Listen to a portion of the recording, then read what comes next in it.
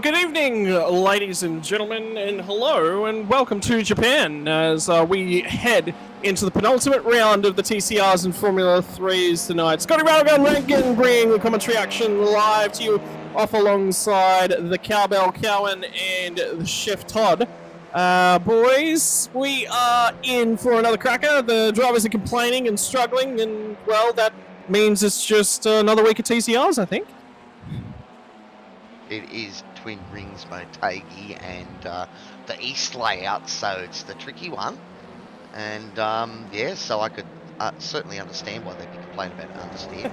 I mean, I complain of understeer just looking at these cars. I was about to say, don't you just complain? Just you wake up in the morning, you hear the word TCR, and the first word out of your mouth is complaints, followed by, oh right, that racing action.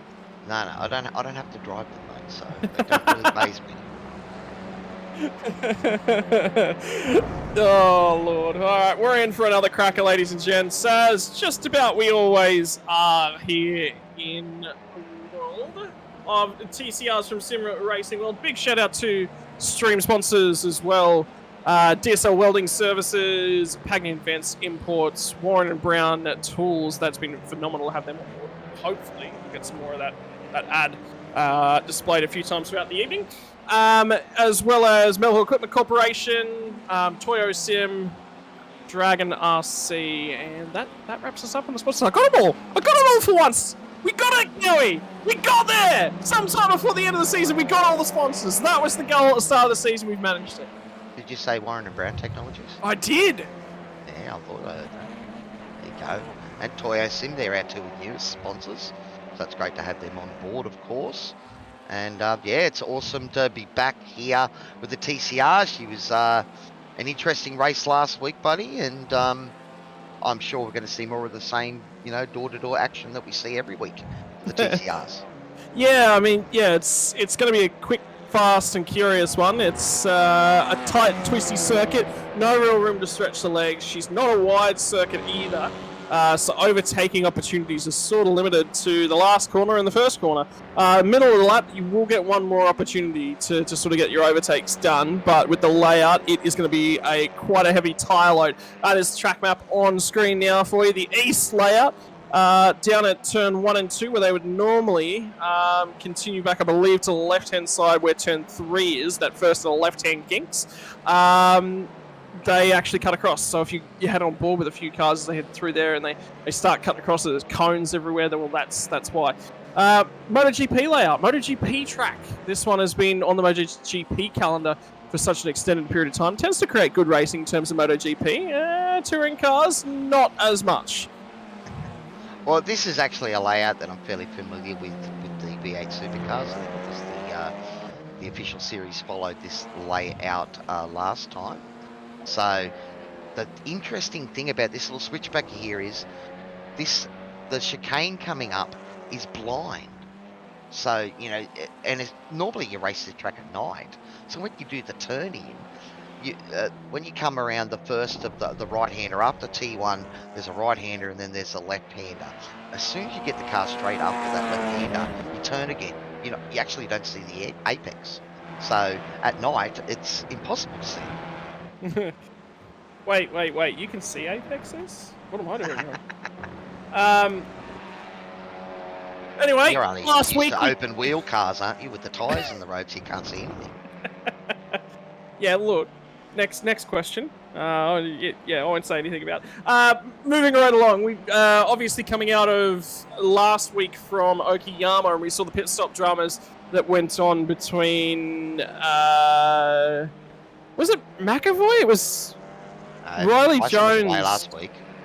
Rory McFarlane and Riley Jones. And Dylan DeBono. Dylan DeBono had a big moment there, and it's going to be quite interesting for the championship, buddy, because I think Dylan DeBono is still leading the championship. But he's only 5 points ahead of Riley Jones. But both of those guys still have a drop round available to them, so it's pretty close. Tyson McAvoy is 43 points behind Riley, but unfortunately Tyson, with the week off last week, doesn't have a drop round available to him, and he's got to worry about Paul Gerlin, who is 51 points behind him, but Paul has a drop round available. So, ladies and gents, that is your championship recap, courtesy of the Cowbell. Look, I thought you were going to be nice to me this week, weren't you? I am. Me You're a for, musician. it's cow, your average sim racer. I'm not a musical instrument, and yes, a cowbell is a musical instrument. Just ask any drummer. Just Mate. Cowbell when he plays it. In this world, it's not a musical instrument; it's a musical simstrument. Getting the dad jokes out of the way early. You're chasing a Bathurst setup, buddy, and you introduced me as the cowbell. You know, I thought you'd be nice to me tonight. You know. Hey. I might let you carry on for a few extra corners side by side with me tomorrow night. How about that? Well, tomorrow night's Radicals, buddy, and we love side-by-side action. You know, I've just got to make sure I stay in front of you. And you lived up to your reputation last week, didn't you, buddy, with a lap one spin, Andretti hairpin caught you out? Yeah, and then still drove back through the field, but then it was too late. I caught myself in such a good position, too, to go head-to-head with Dave Unger all race long. And well, you've been giving the Sinkovich brothers, you know, some grief, and we have returned coined the term spin a bit. So do we need to come up with a, you know, what is it, a rotating rattle gun? That's what I was about to say, round like a rattle gun. I'm gonna go ahead and claim that it's the fact that I've got the sim racing world on my car. That's what it is. That doesn't not make you exempt for ridicule from your ridicule. No. Target on my back, yeah. Well, ladies and gentlemen, qualifying is most of the way through now. We have ourselves 3 and a bit minutes to go. Tonight's race format is a 45-minute feature race only. What that means in terms of qualifying as lights on the front of the cars start to come on is that we will have qualifying go over time. So when that 15 minutes comes to an end, drivers will be able to continue the lap that they're currently on, but any further laps will not be counted, so they've got an opportunity to go late here. So you'd want to be on your bike about now, Cowie, if you're trying to get out there. Sorry, motorcycling reference, my apologies. You want to be in your We mum's... are at a motorcycle layout, buddy, so you're allowed to get away with that stuff. But you are right. I mean, in a quality session where you can run right to the end, and we know once you get some fuel out of the cars, they're going to run quicker. So it's all about staying out there, keeping it out of the wall, burning off the fuel until you know, lining up those spots where you can maximise that one lap. You know, or you do what I did in the V8s on Sunday, is jump behind one of the quick guys and get a tow off him. Important to note, Adam Hughes is making his last week's performance look like a fluke, and I always knew it was the case. Oh, he's just getting the fuel out of that. Maybe he's sticking to the don't bin it mantra, if you want to use all of quality. Because the problem is, you damage the car, yeah, you can do hold the escape button and reset, but you go back to full fuel, and you are now 10 minutes behind everyone else who's been burning that off. Yeah, well, remember the fact that after last week's race, he said, hey, look, I wouldn't be in this thing if it wasn't for you, Rankin, so, well, you're welcome. Yeah, so anyway, he's on another cracking lap. Keep your eyes on the times at the bottom of the screen. Minute 28, so minute 30 seconds is effectively the course circulation time. And that's what the drivers are keeping their eyes on. So what are we? We are under a minute 30, so they are on their final lap. So they will get one more lap in after the conclusion of their current lap. So not quite over qualifying, but very rapidly roaming in on its end. Is that poor girl bringing the car in? Yep, he won't set another lap. Yeah, I think that. Well, he's currently got the lap to beat with a 128.17 at the moment. Has a 10th over the man on your screen, Randall Luapui, coming through to see if he can find another 10th there, getting maybe a little bit of a tow there, but getting out of the way, Stephen. So good stuff from him. Riley Jones, P3 at the moment. I think Riley's been a struggle to find that ultimate one lap pace in the qualifying, but he's always near the front, Scotty, and he's had some good starts and he's going to get right into the thick of it once again, I would think. Well, on to our final laps of qualifying now, ladies and gents, and sit back, relax, and get comfortable if you're watching Sim Racing World TV. Remember, we're going to be giving away entries to series throughout the night. Let us know if you're thinking about taking part in the TCRs. If you're interested in Formula 3, if you're interested in any of our series, the registrations have now opened as qualifying comes to a close. Checkered flag is out. Driver on screen is going to come through and finish that lap. That will be Steven Sinkovic. Won't improve his time by the look at that. Matty Gerard's going to cross the line. He was quick in the final 2 sectors. Does improve his time. Doesn't climb all that far up the board, so a P7 start at the moment from Matty Gerard. A few drivers now pulling themselves into pit lane. Caleb Gerland's qualified well. He's now decided to call it quits. He will start currently from 4th place. Adam Hughes is on the screen. Riley Jones is starting to put a lap together and is in the final sector at this point in time. Hughes is midway through the lap, not improving upon his time. Is Jones going to be able to improve from P3? Jones looks like he does improve his time, but not enough to grab a spot. So he will be starting right where he is.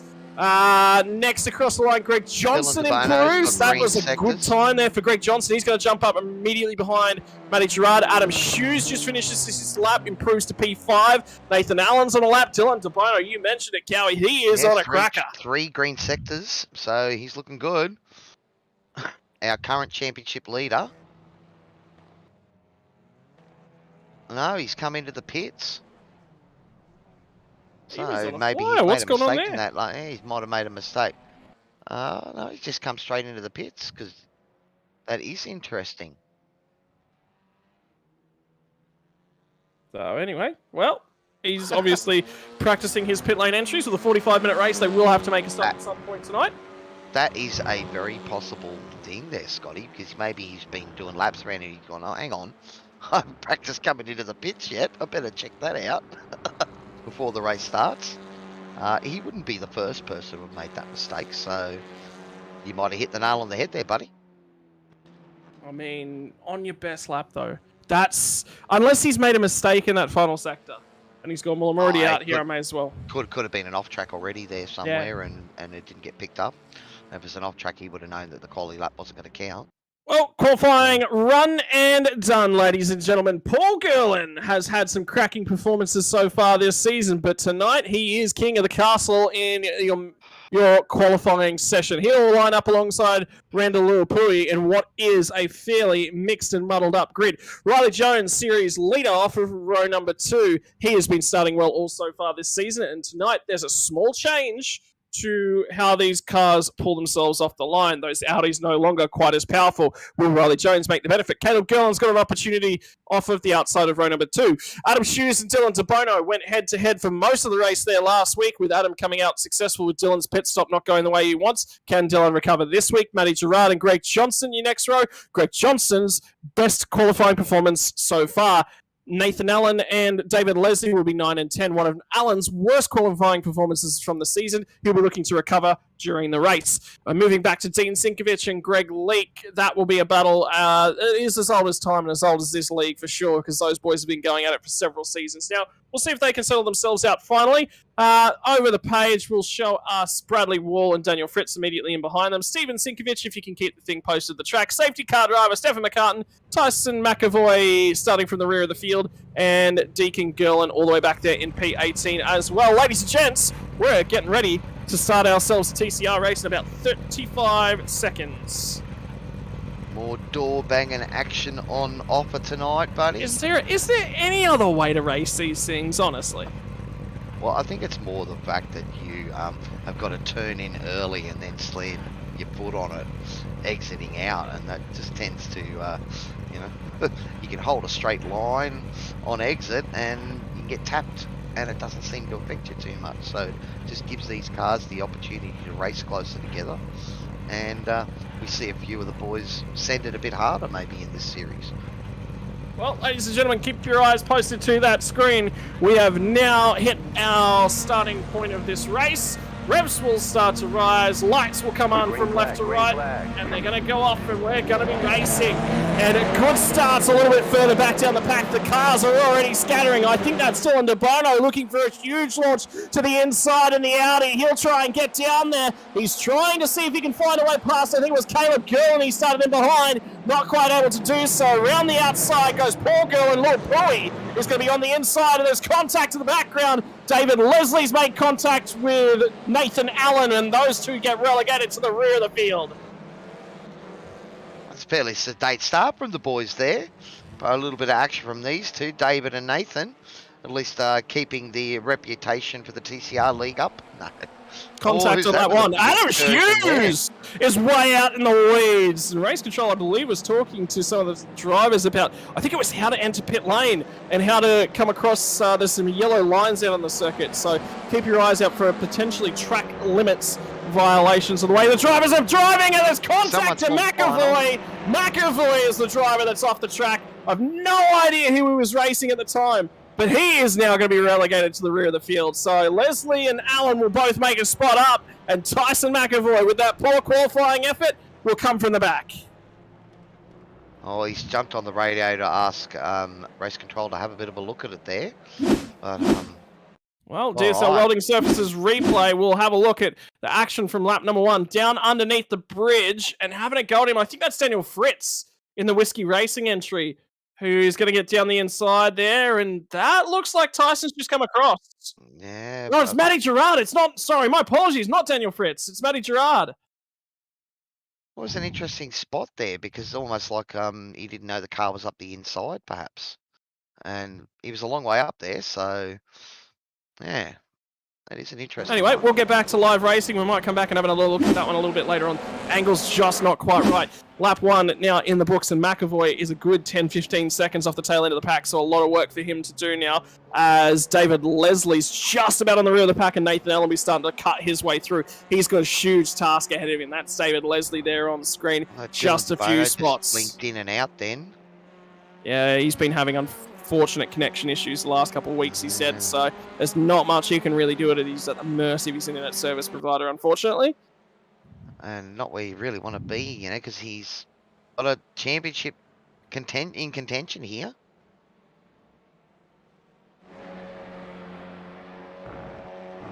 Okay, yes, so Race Control has just called that incident Tyson called out there as a racing incident. So well, there was also the incident at turn 1 as well. Yeah. Which I believe, I don't know if we can get a replay of it. There's somebody there that's going extremely slowly. Dylan DeBono. That was DeBono. DeBono's going massively backwards. I think he might, if his connection's playing up, is he trying to not to affect people's races? I don't know. Oh, he's settled himself back in now, but he's dropped 3 seconds or so. That's a huge amount of time. And have a look at Lil Pui just setting the fastest lap of the race. And DeBono is now going to be caught up. Again. Yeah, I think is that Adam Hughes? No, it's not Adam Hughes. That will be Matty Gerard, who'll be underneath the rear wing of now. So I wonder, was that a big slowdown? Sure, I have to be.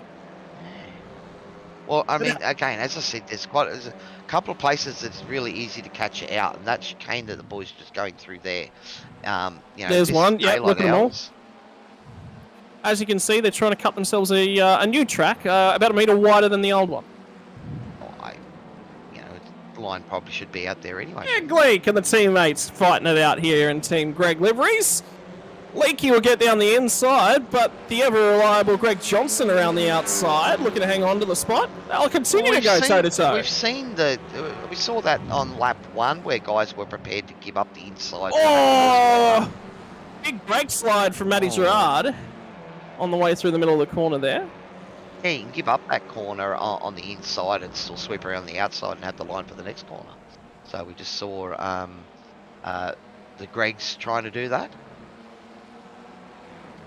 Adam Hughes and Riley Jones. This battle's continued on since last week. There's Randall Luapui up the...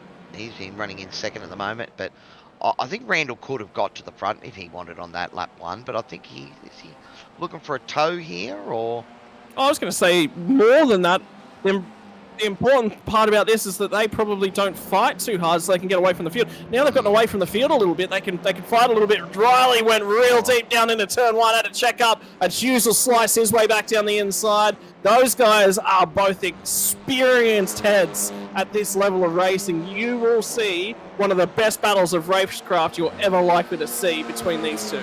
And that's right. I was saying, you're saying, well, maybe the leaders need to work together to build that gap. No, we want to see them fighting, as I think we just see Randall Luapui try to make a move for the lead there, was it? Yeah, well, Luapui he has pulled through. keep swapping on the timing tower. So indeed, they have Yeah. now swapped, and that's the second time this lap. Because Little Pooey, I think, went down the inside at turn number 1, and Gerland came back away with it. So Gerland's in the right spot here. He might use... And again, this is a very, very wise and old racing head from Paul Gerland. Very experienced karter. So he will take the opportunity. And a big shout out to the Gerland fan club out there in Streamland as well. They're always here in numbers. I think most of them are racing, aren't they? Not the fan club.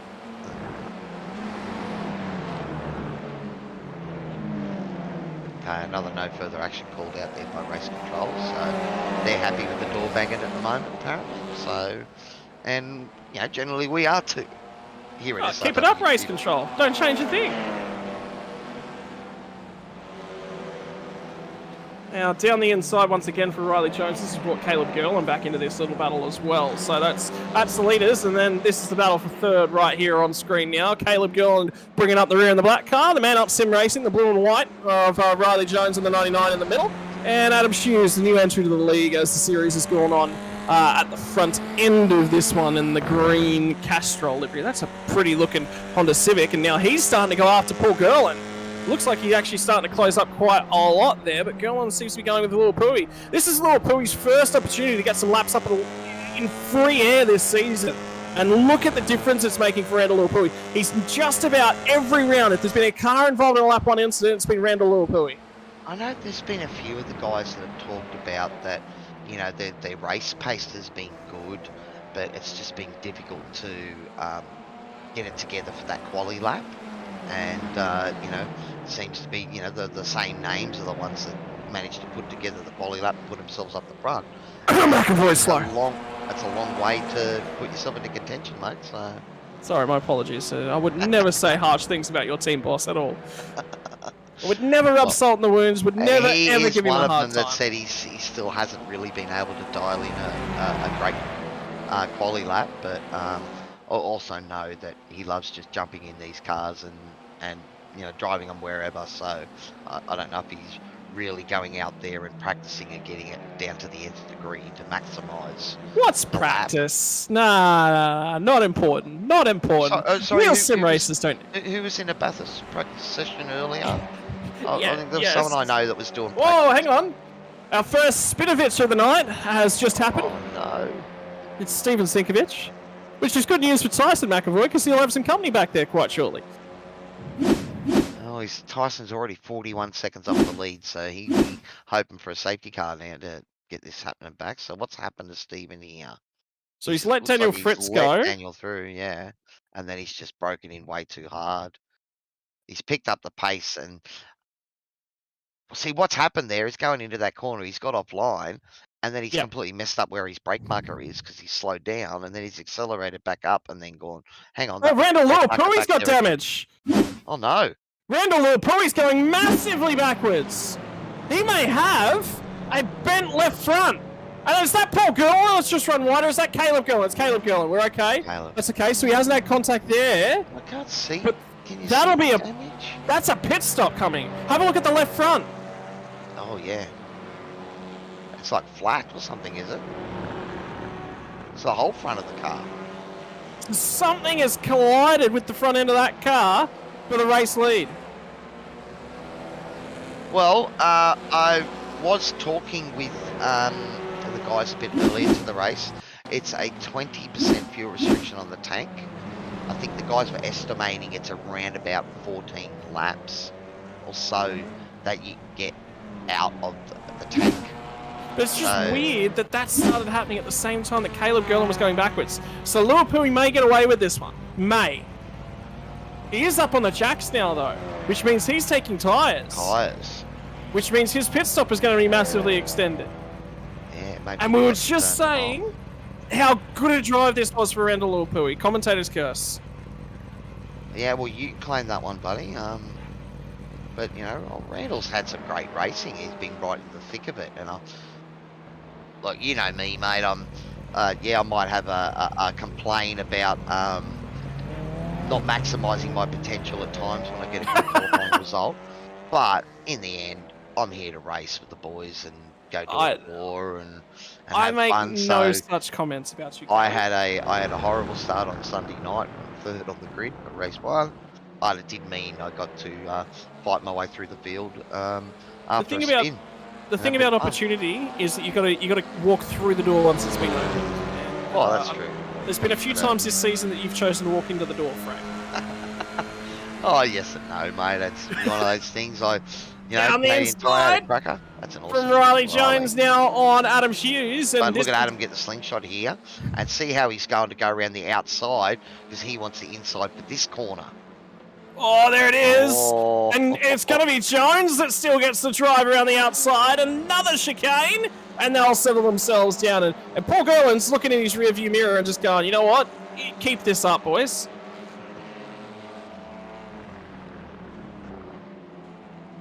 Oh, no. Looks like, is that Randall Lilpui, car 21? Yep.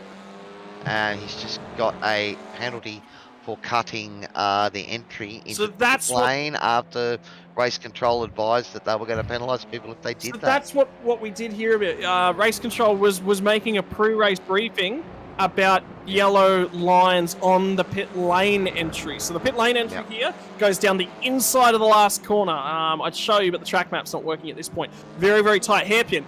Now, the thing is, you can cut a whole bunch of that out. There it goes down the right-hand side there. See that? Yep. Randall Lilpui drove down the inside of those yellow lines. Now, iRacing will let you do that. League admin said, yeah, no, you guys can stay to the pit lane like the track designers intended.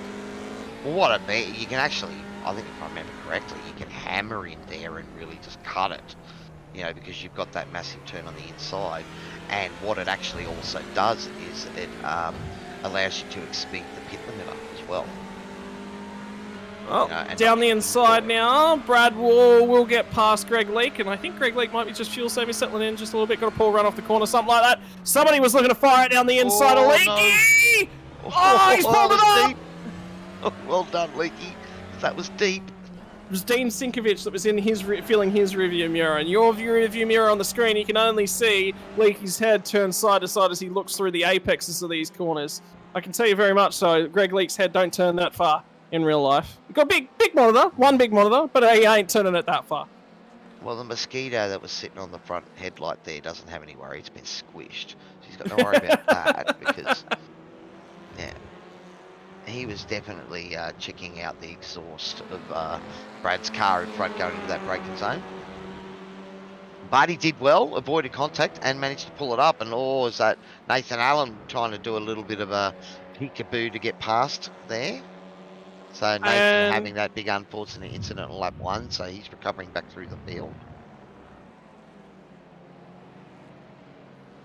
No, Randall Lilpui has driven down. So this is the pit lane entry for everyone's viewership. So hear what they're talking about here. Go back to that if we can, please, Toddy. That was the pit lane entry of Deacon Gerland. So the yellow lines there, race control have instructed them to stay within the yellow lines, and Lilpui has, when he's come down to serve his pit lane penalty for exceeding the pit lane track limits, has again exceeded pit lane track limits. So, well, race control did warn the guys, and I suppose that's something we've got to look forward to for the V8s on Sunday as well. Because it looks like they're going to be policing that. But that does give Paul Gerland a nice 2.9 second advantage over Dylan DeBono at the moment.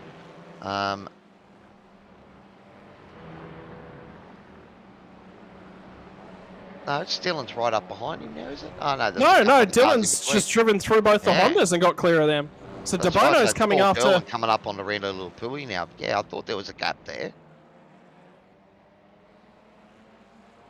So it's Dylan, Riley Jones and Adam Hughes all battling hard here. So, yeah, we were focused on the battle between Riley Jones and Dylan DeBono. And, Riley Jones and Adam Hughes, and Dylan DeBono come out of nowhere and took both those places while we weren't watching. Please tell me, for Randall Lilpui's sake, he hasn't cut the pit lane again. Because he's just come in to serve his penalty. Please tell me. This is, yeah. Oh, and so with a stop and hold penalty, you can come in and take a service first, but you will not be released until you serve that penalty. So, unfortunately, it's Rick Reynolds' race for tonight, and at the moment in the championship, I'm trying to see where Randall was. He was in the middle of the running.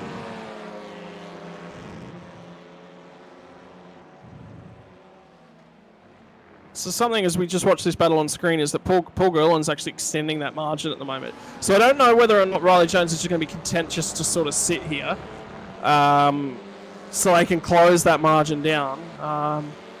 Or alternatively, if he's just going to shadow De Bono, because that's the main sort of competition for him, isn't it? So it's realistically, I don't think that there is much of a hope of anyone taking that title away from Riley Jones. But the other thing that we'll be looking at will be potentially P2, P3 points, which would be quite important. And Adam Hughes was not a major. Paul Gerland's sitting in first position at the moment. Where's Tyson McAvoy at the moment? He's in 15th. Paul has a drop round available to him. Tyson doesn't. There is 51 points separating Tyson in third position from Paul in fourth. But this could be a big change around tonight for that last position on the podium for the championship. I just heard somebody bouncing off a rev limiter on the run down to turn one. Yeah, Rob so Riley Jones.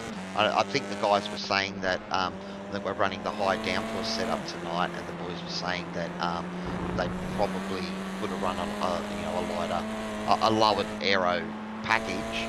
It feels like the cars are sort of topping out. But everyone's on the same footing, so it all becomes relative, I suppose, in the end, doesn't it?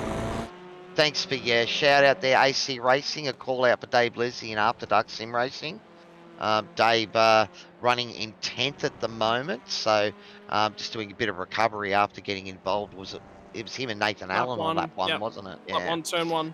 So yeah, but got himself back up inside the top 10. So yeah, great to have your support out there. And I did note earlier there, Tate, that you did comment saying that the Gerland fans are on all tonight, so that's great to see. And Shani as well. And they're calling out for the Gerlands to make some move on other Gerlands.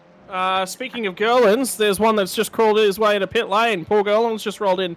De Bono and Jones have come in behind him, and it looks like Adam Hughes has made that fuel go one lap longer than the rest of them, because he's going to circulate once more. Well, the guys before were saying they thought that they could get about 14 laps out of the tank.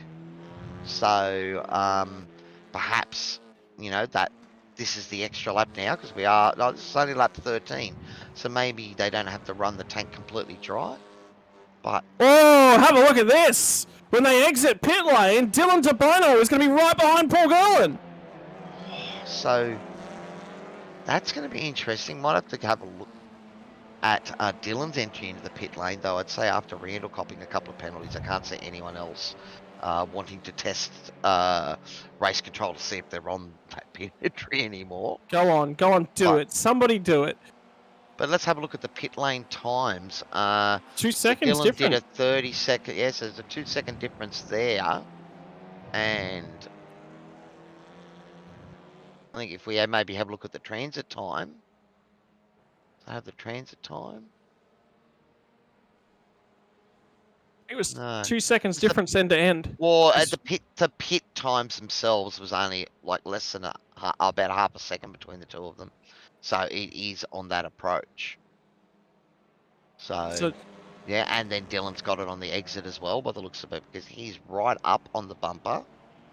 And looks like Adam Hughes has just come into the pits as well. So we'll keep an eye on this battle up front, and we'll see if Adam has that extra lap has helped him, or has he missed out on the toe for a lap and that's hurt him. Well, I mean, Adam Hughes had actually dropped off the tail end of these guys, just towards the tail end of that run. And he's rejoining from pit lane now, so he is going to drop in behind them. And Matty Gerard might get him down here into turn one. It's Randall Lilpui. It's actually Randall Lilpui. Oh, Randall Lilpui, is it? Yeah. Okay.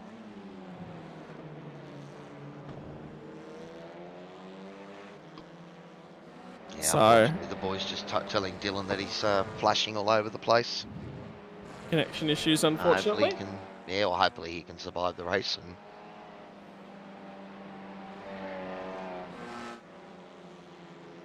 And Caleb's going to get back into the hunt, does he, Shani? Okay.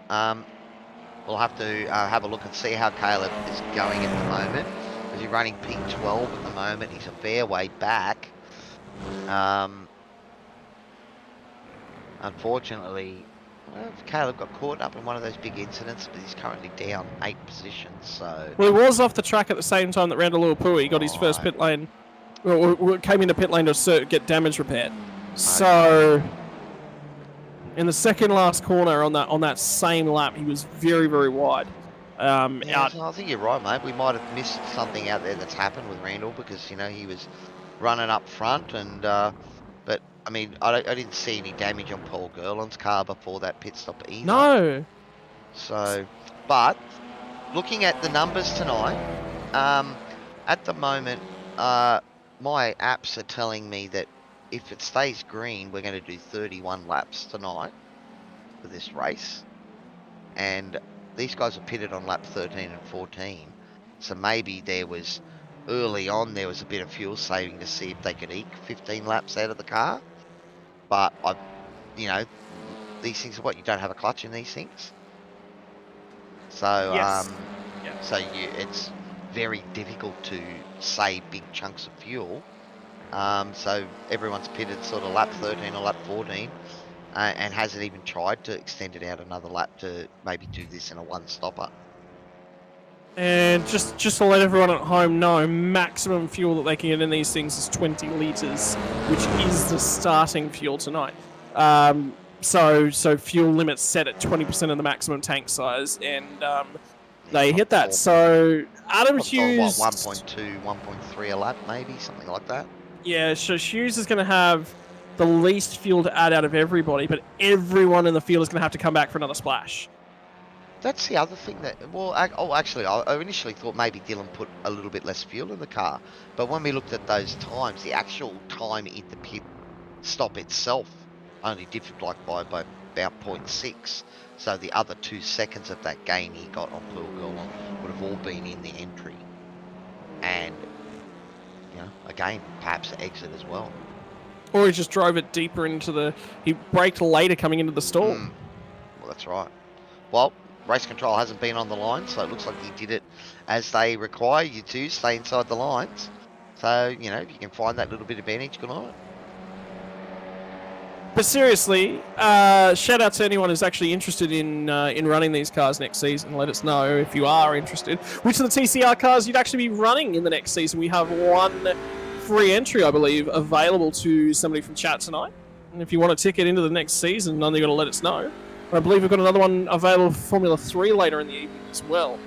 Awesome. Yeah, look, I've got to do comms one night, buddy, but yeah, I don't know if I want to drive these things, but then again, I'll be the first to say that I haven't given them their due time. Well, okay. Look, you can say all of that, and I'll sit over here and say, yeah, look, I don't want to drive the V8. Well, so you're the one practicing for the Bathurst 1000 this weekend. Yeah, because I'm struggling so... Anyway, moving on. Tyler Sheep is going to join us in chat that he is a Honda Civic driver. And Tyler Sheep, congratulations. You've just won yourself entry into next season's TCR race. So the first of our free entries given away so far this season. So Tyler, I know that he was in chat earlier on tonight telling the boys how excited he is to come and join them and jump over and race in the TCR next season. Yeah, his sprint car got more broken than mine. Sorry, got less broken than mine. He finished me off last night, yeah. I took him out a couple of rounds ago with a bump pass and got sent to the back, but that didn't damage the car.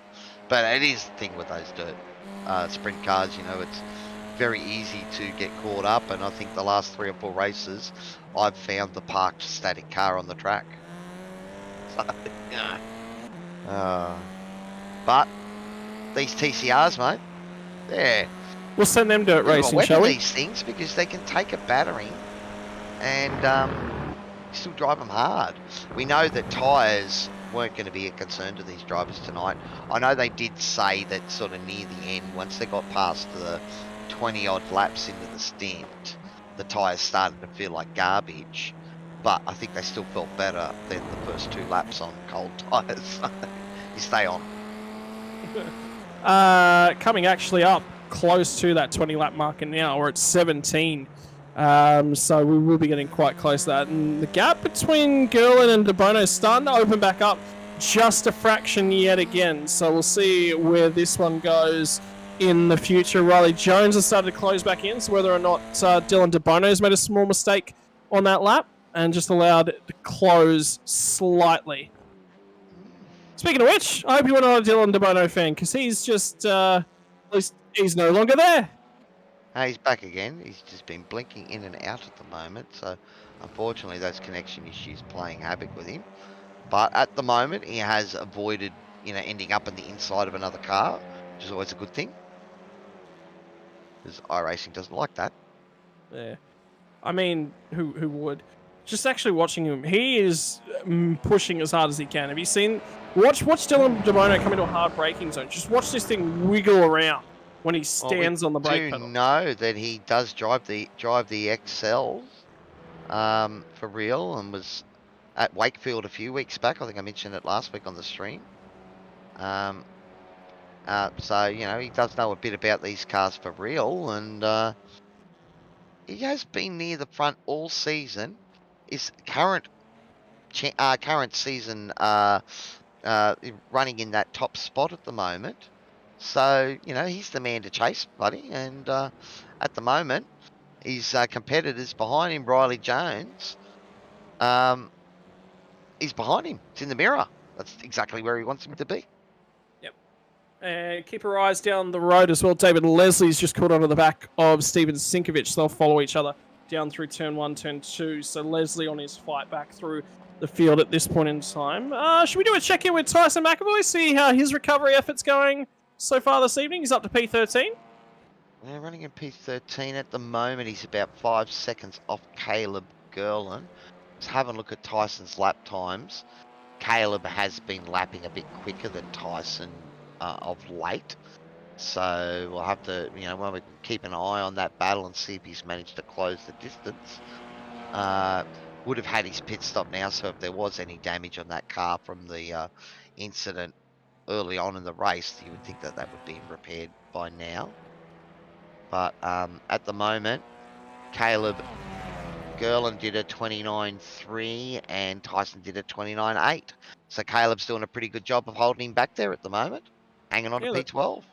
Yeah, that's it. So he's doing all right. But anyway, those two will be continuing to track down the cars way up ahead of them. Will be their goal towards the back end of this race. Tell you what, have a look at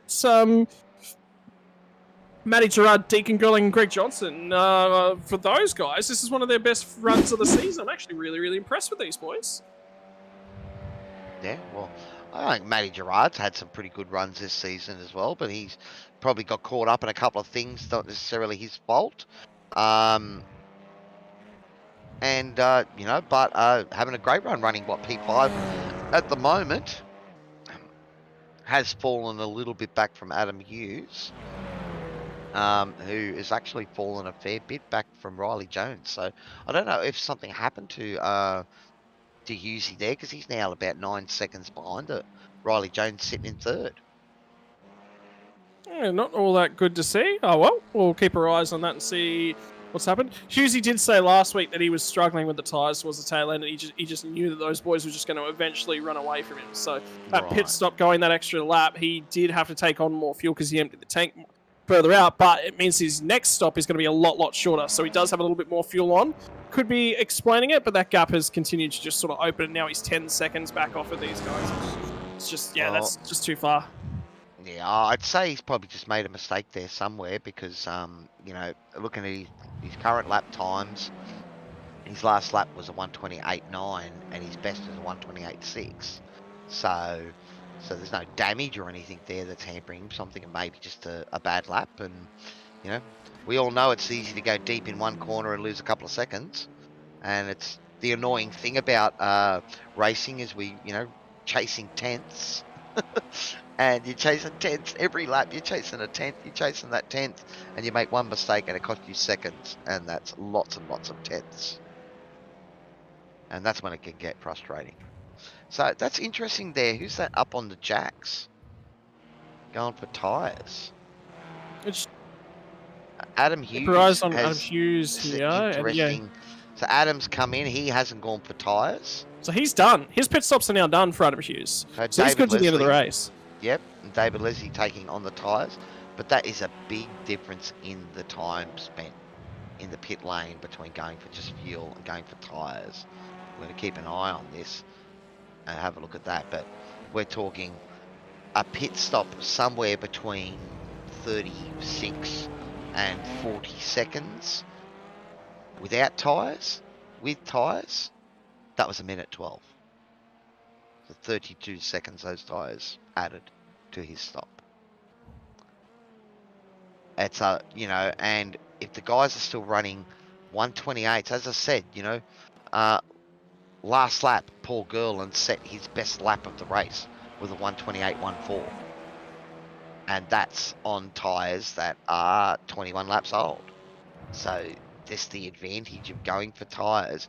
Like in the V8 supercar, you wouldn't hesitate. In a heartbeat, you take tyres every time. Because that advantage of that lap coming out when the tyres are fresh is good, is great. And that gives you the opportunity to do the undercut. It just seems in these, the problem is you come back out on cold tyres, and we'll keep an eye on, who was it was stopped and went for tyres? Sorry, it was David Leslie. We'll keep an eye on David's next time and see what lap time he does next lap. Because I would be surprised if he's down in the 29s. I think it'd be more like a 130 or a 131 on those cold tyres. For the first lap and then come back into it. Yeah, for sure. So we'll have to see. Maybe it might be the move, the best move made if the tyres really fall off a cliff near the end. But so far, that doesn't seem to be the case. So anyway, we'll keep an eye on that one as the race continues to develop. In the meantime, this is your battle on screen for the race lead. Paul Gerland, well, the field has been hunting him down the whole race. Serena Lupui was the only one that's put a foot in ahead of him. Other than that, it has been clean sailing for Paul Gerland. Qualified on pole, and that has been where he's stayed. P1, P2, he's never been any further back than that. And I'll tell you what, I will say, De Bono was a lot closer than that when they initially came out of the pits after that stop. So De Bono is getting further and further back. This is not going the way that these boys want it. Well, he's only about a tenth. Well, he's inside a tenth now, so he's in the position. The question will be, does Dylan follow Paul into the pits? Well, based upon the fact that he was 2 seconds quicker in the lane last time, or alternatively, does he have to add more fuel? Did he short pit at the last stop? I looked at that before, Scotty, and I didn't think so because the actual time in the pit lane only varied by a half a second. So it looked like Dylan made up the time on entry. He, found a couple of seconds, maybe, as you said, just went into the pit lane a bit braver and a bit harder and found the seconds there. So do you think if thinks he's got the money there to on the pit entry, does he go for the undercut or go for the overcut and let just make sure whatever Paul does, free air, doesn't matter. Get free air however you got to get it. Does not matter how you get it, just get it. So you don't think the tow has been quite as effective here at Twin Ring Motegi? It has. It's just the fact that you've got to get that move done. If he follows him into pit lane, he's still got to pass him. Yeah. And that's been the tricky. In just about every attempt to pass, it's been an immediate response and re-overtake. He's got a great run here, Bo. Look at this. And the tow. So this may well be the move down into T1 that we were talking about. Well, he's going to pop out of the draft and shove the nose down the inside on the run of the T number one. He's up alongside Paul Gerland, and they've got a huge amount of Jones. Riley Jones is actually going to go to the pit lane. David Leslie, I've just seen, is off the track at the moment as well.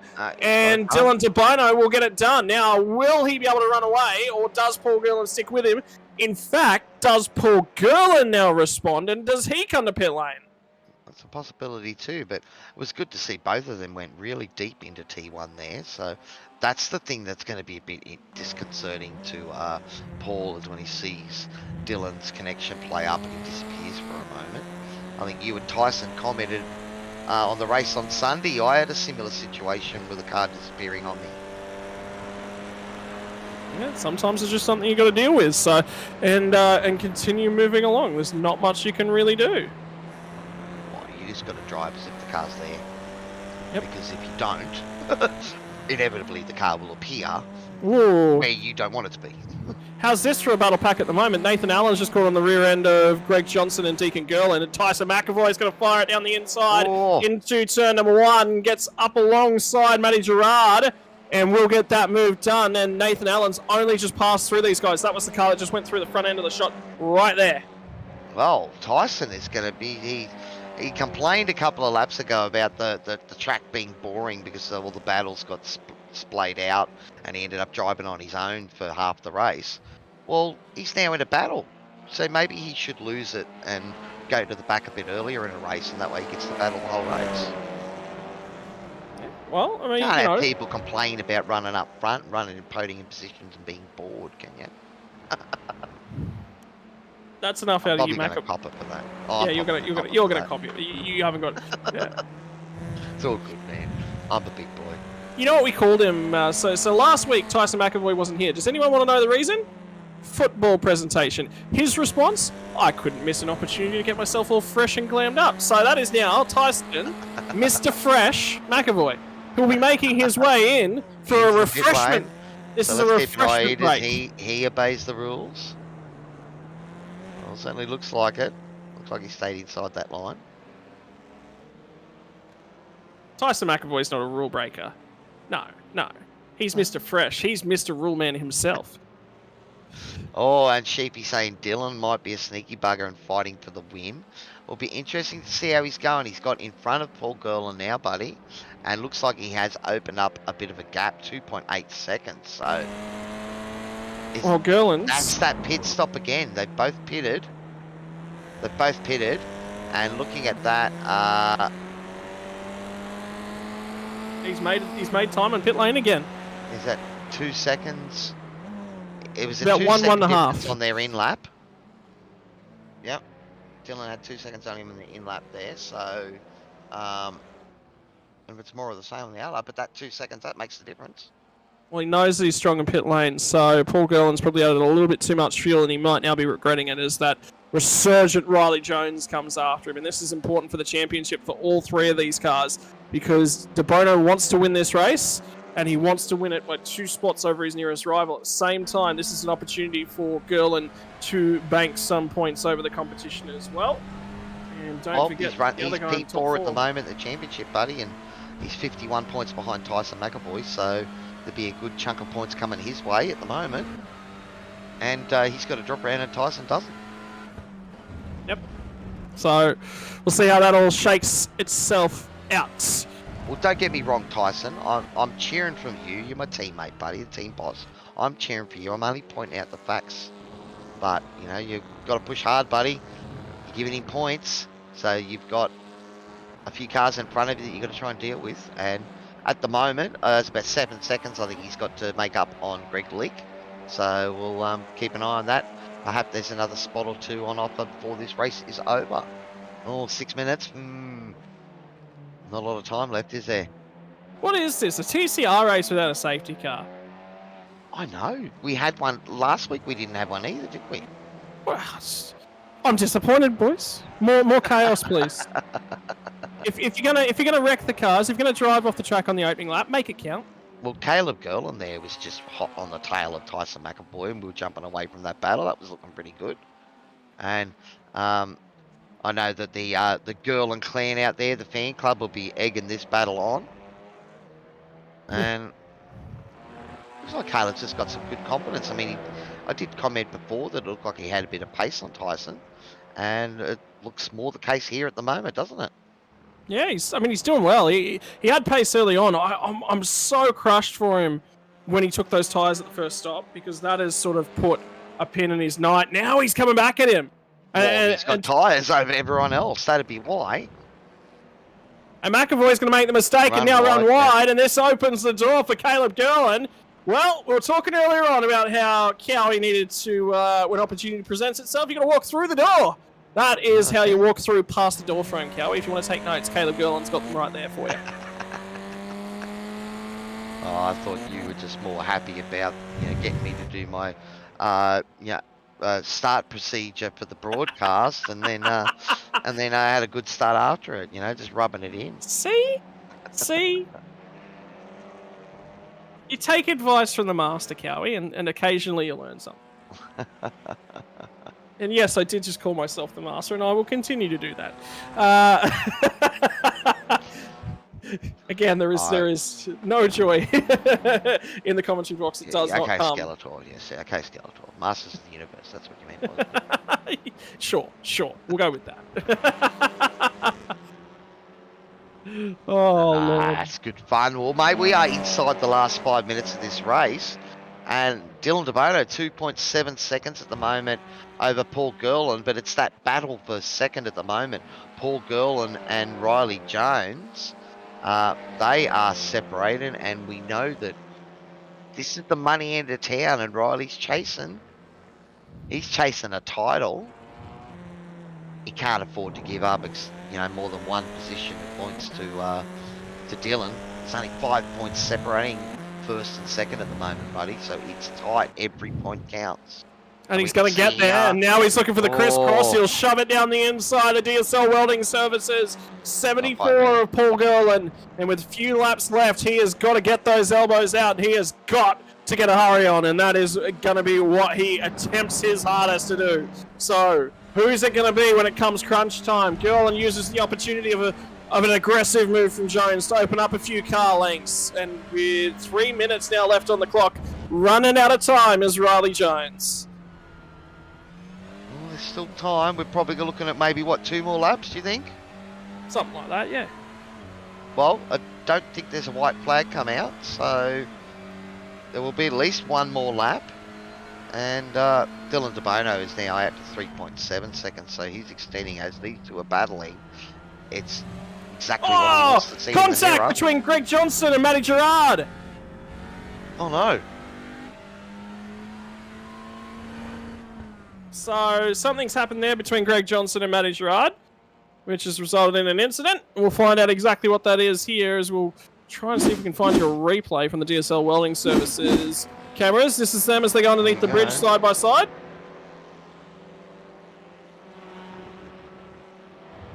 As this next corner, Gerard's going to get down the inside nice and cleanly, and then loses his own bumper. Yeah. Okay, so there was nothing Johnson could have done there. Happened all on his own. And Matty's just coming on the radio saying the same thing. Oh, let's get back to live action, buddy, because we are coming down to the last lap of this motor race. And it is... Something happened to Riley Jones. He's now 3 seconds behind Paul Gerlin. So we've missed something there as well. One of two things has happened. Either he's picked up a slowdown trying to race very aggressively, or he is short on fuel. He's gone aggressive with the strategy to try and throw something at him. Yep. Or he's had a half spin trying to get to the rear bumper. Remember, when you get aggressive, it is quite difficult. I can't see an off-track or a spin come up on SDK, so... But if he was fuel saving, you'd think you'd work that out before. And there's Barney the flag man waving the white flag, so this will be the last lap of tonight's first race, the TCRs here at Twin Ring Motegi. He's waving the white flag like the French in World War II, right there.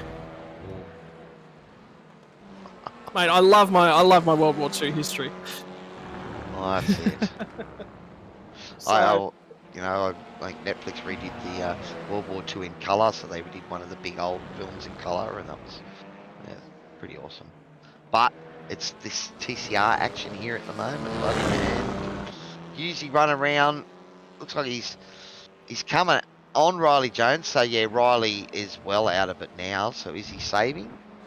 Yeah, Yeah, he's making sure he gets home. Maybe he fueled for one less lap and they got the extra lap in. Doesn't matter. He's going to cross the line in P3. That's his target. Hughes is closed down at 2 seconds back behind him. So it could be fuel mileage is a little bit of a concern here. Well, you've still got to have enough of the cool down lap or you're going to end up with a rear grid for the next race. And I don't think our championship contenders are going to want a rear grid. So it may well be that, buddy. He's making sure he's got 0.1 or 0.2 to get back around for the race. But there it is. We're done, buddy. Dylan DeBono will take that one out from Paul Girl, and what a drive, what a race it was between the two of them. Dylan DeBono quicker on pit lane, more consistent in pit lane, made up a ton of time and got his car to the front end of town. Did not have it all his own way, had to drive from 7th or so on the opening lap, drove through the field. He was P4 at the end of qualifying, and then he's driven his way through quite well through the field, so that's a phenomenal drive there from and Dylan DeBono. As well. So, you know, he's great night for him. Could have easily had a packet loss and got kicked for the server when he was blinking there. So, yeah. He's done a phenomenal job. To go the way it should have for him. Yep, racing still continuing around the back end of the town as Matty Gerard's going to come home in P8 from Dean Sinkovich, Greg Leake.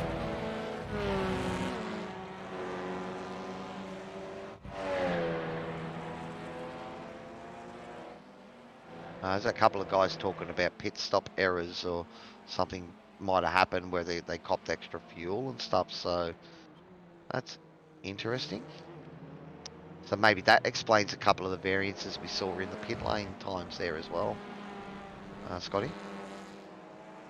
Anyway, well, your podium tonight is going to be Dylan DeBono from Paul Girl and from Riley Jones, and that championship gets just a little bit tighter heading into your final round next week. DeBono will stretch that margin ahead, but everything else will nudge it down just a little bit. Well, Paul Gerlin with some good haul of points over Tyson McAvoy, coming in behind him at the moment, actually. So, but this is the battle for third in the championship between these two guys. And Dylan DeBono, Riley Jones battling for the top spot. It was 5 points before tonight. Is it 3 or 4 points difference per each spot? Isn't it? Something like that. So we're probably looking at a double figure difference going into the final round. So it's going to make it an exciting finale to the TCRs this season, buddy. Well, if you thought that was exciting, you've got Formula 3 coming your way in just a few moments as well. So it's not all over yet here as your Wednesday night action continues from sim racing. We'll be heading to Canadian Tire Motorsport Park. Cowie, you've got terrible memories of that place. You hate that place, don't you? No, not a fan of yours. I know Scotty Callahan's not a fan of yours at that track. That's it. Nah, it's all good, buddy. But I've actually, looks like Darren Fahey's just sent me a message, so I've got a little bit of dirt for tonight's F3 race as well, buddy. So I did put out the door earlier. You love your dirt. Yeah. Well, we've got the entire podium ready to go in the green room, so it's probably time we jump over there and have a quick chat to Riley Jones. Riley, mate, interesting night here in Japan, but P3, DeBono's got the lead of the championship now. We've only got one race left, mate. How are you feeling about next week? Oh, mate, I don't even know what to feel. I think it'll just come down to how the next race goes. I think it's too tight to tell. There's only going to be a couple points in it in terms of places, because obviously coming into this race, you guys are incredibly tight in terms of the point score.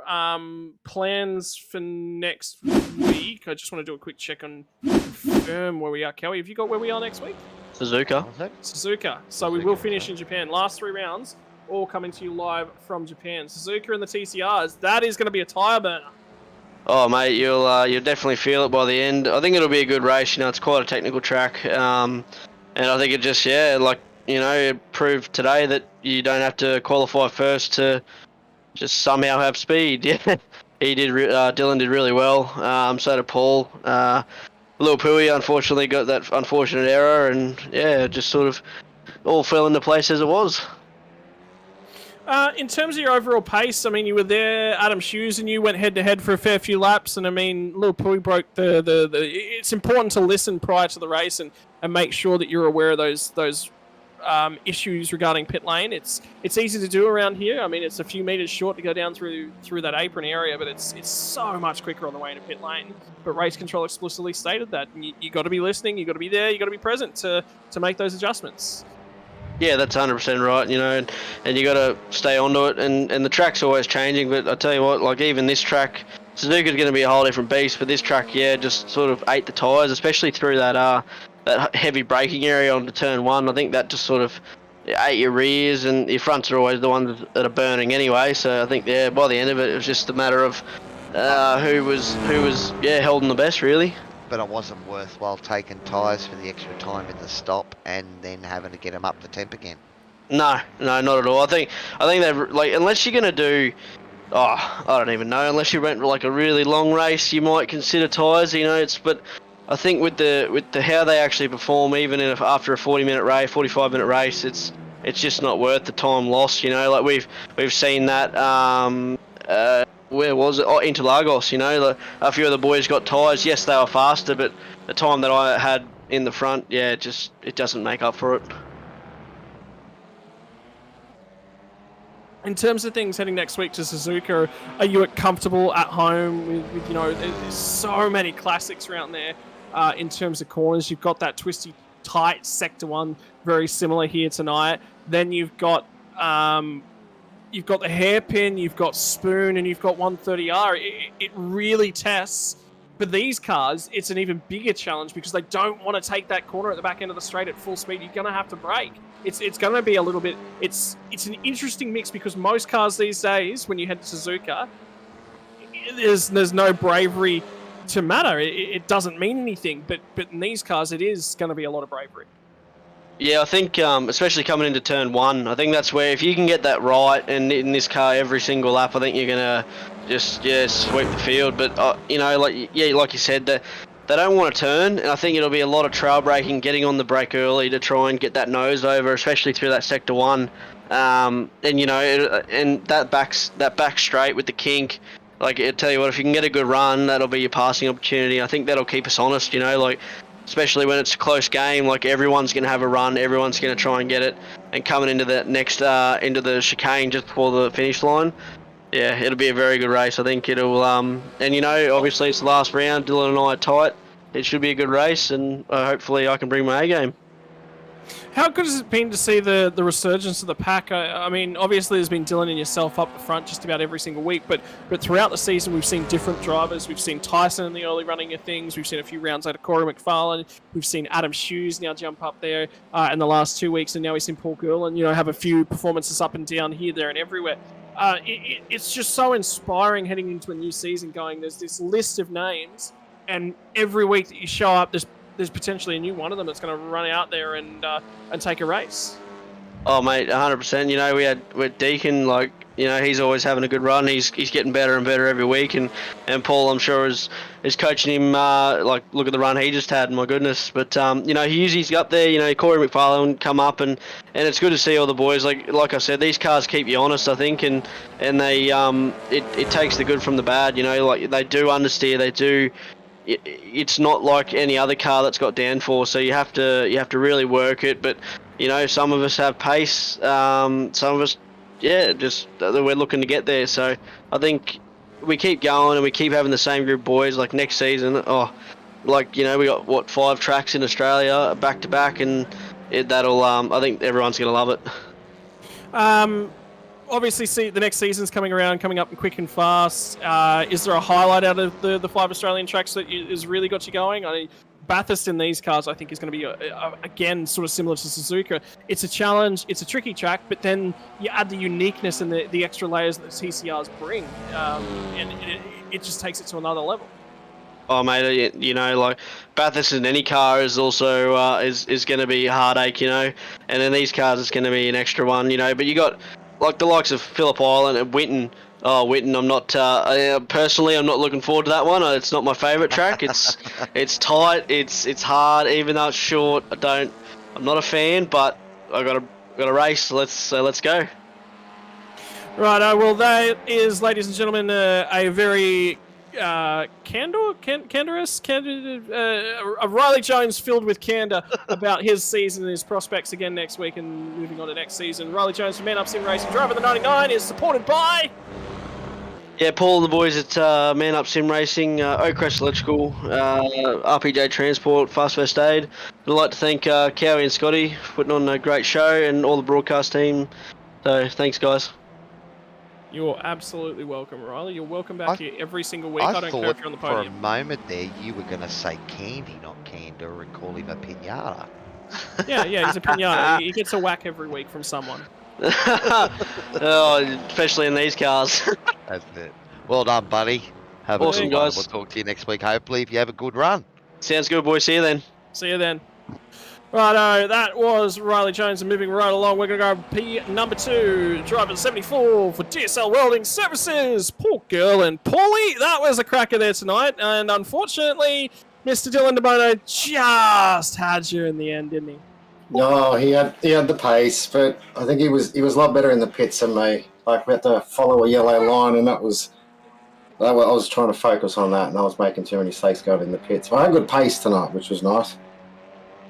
How are you feeling when we sit down tonight? We go, oh, gee, Japan's been great. Let's spend an extra week here. Oh, we're heading to Suzuka next week. That's going to be a unique challenge in these things.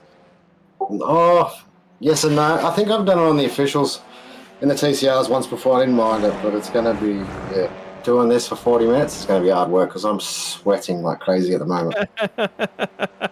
So it's not easy work there, Paulie, but you take what comes. Interesting race there tonight. Like you said, Dylan was just a little bit better on the way in and out of the pit lane. Is there any regrets in that? I mean, the battle with Randall, you guys look like he's worked quite well early on to try and pull away, set that margin, and have everyone else play catch up.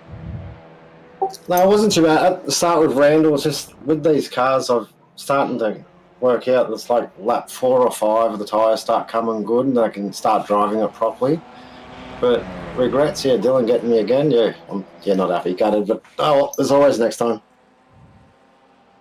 Well, mate, 1 round left in the season. You're sitting there. You're sitting pretty. You're inside the hopes of the championship. It's not going to be easy on the run to the end of the season. Have you got an outside shot at a podium here in the championship overall? Or you think P4 is probably just where it's going to stay? I honestly didn't know where I was sitting in the championship, but you just hear racing. 51 points behind Tyson. How many? 51 behind him. Oh. We'll give it a crack, eh? Oh, tonight, tonight's finished 12th tonight, so you picked up a few points on him. So, I don't know, I might be working on some strategies to do something about you next week, buddy. Let's see what happens. Oh, I've got the pace like this, I'll give it a crack, that's for sure. Awesome, mate. And that's it from Paulie Gillen, driver the number 74 for DSL Welding Services, and the people who make it possible for Paulie are... DSL Welding, Promo Department, Dragon RC, Melville Equipment, and thank you to you guys for all the hard work that you guys are putting in behind the scenes and everything. Most welcome, my friend. Thanks, Thank you very buddy. much for joining us, Paulie. We'll see you again next week from Suzuka, brother. Thanks, guys. Take care. And finally, Mr. Dylan DeBono, driver of the number 03 Velocity Motorsports. You set yourself a challenge starting from P4. You got closed off on the run to turn number 1. Doesn't matter. Still come out the other side better for it. Yeah, definitely. It was a big challenge starting for P6, actually. I don't know. In qualifying, just didn't have the pace, even in practice, learning the track. But I sort of knew the tyre life would be good in the Audi. And yeah, it worked. Mate, So, talking about the Audi, there's been a little bit of a change to the car in the latest update. Good or bad? To be honest, I downloaded the update tonight, and the first thing I noticed was the brake bias change, and that's really about it. To be honest, I'm sure once I do a few more laps over the week, there'll be a few different things, but it pretty well feels the same. heading into the tail end of the season now, and obviously the adjustments with the new changes to the cars gone well. Suzuka next week, I think, is we were just discussing. I think we're both sort of wetting our lips up here in the commentary box. Suzuka, happy hunting ground for you. Uncomfortable there. You think you've got a shot at taking the championship away from Riley? I think the one thing that we can say after tonight, it's just going to be a cracking battle to the end. You can't rely on the other guy to make a mistake. He's going to race you all the way to the flag for it. Yeah, definitely. Suzuka, I've done a few races around there, like 6 hour and the 12 hour in GT3 and GTE, and done pretty well there. But the TCR is definitely a different colour around there. Front wheel drive, limited grip, and awesome racing, I guess. It's been an interesting season for you. There's obviously been a few races where there's been dramas, but that's covered off by the drop rounds. And, you know, we're heading in. You come into tonight, there was only 5 points between the two of you. Is it in your mind at all when you're driving? You're just out there, you're turning laps, you're focused on the next corner, you're not too worried about what the point situation is? Definitely at the start, I was pretty mindful of it. I didn't want to wreck the car in the first 5 laps, and even at the end of the race when we were either deciding to go long and try and make it on fuel, or do we stop and get the fuel? Like, what's the risk of it running out of fuel and coming 16th, 17th, or do we just sacrifice a few positions and take the fuel and get there? But at the end of the day, it worked, so pretty happy with that.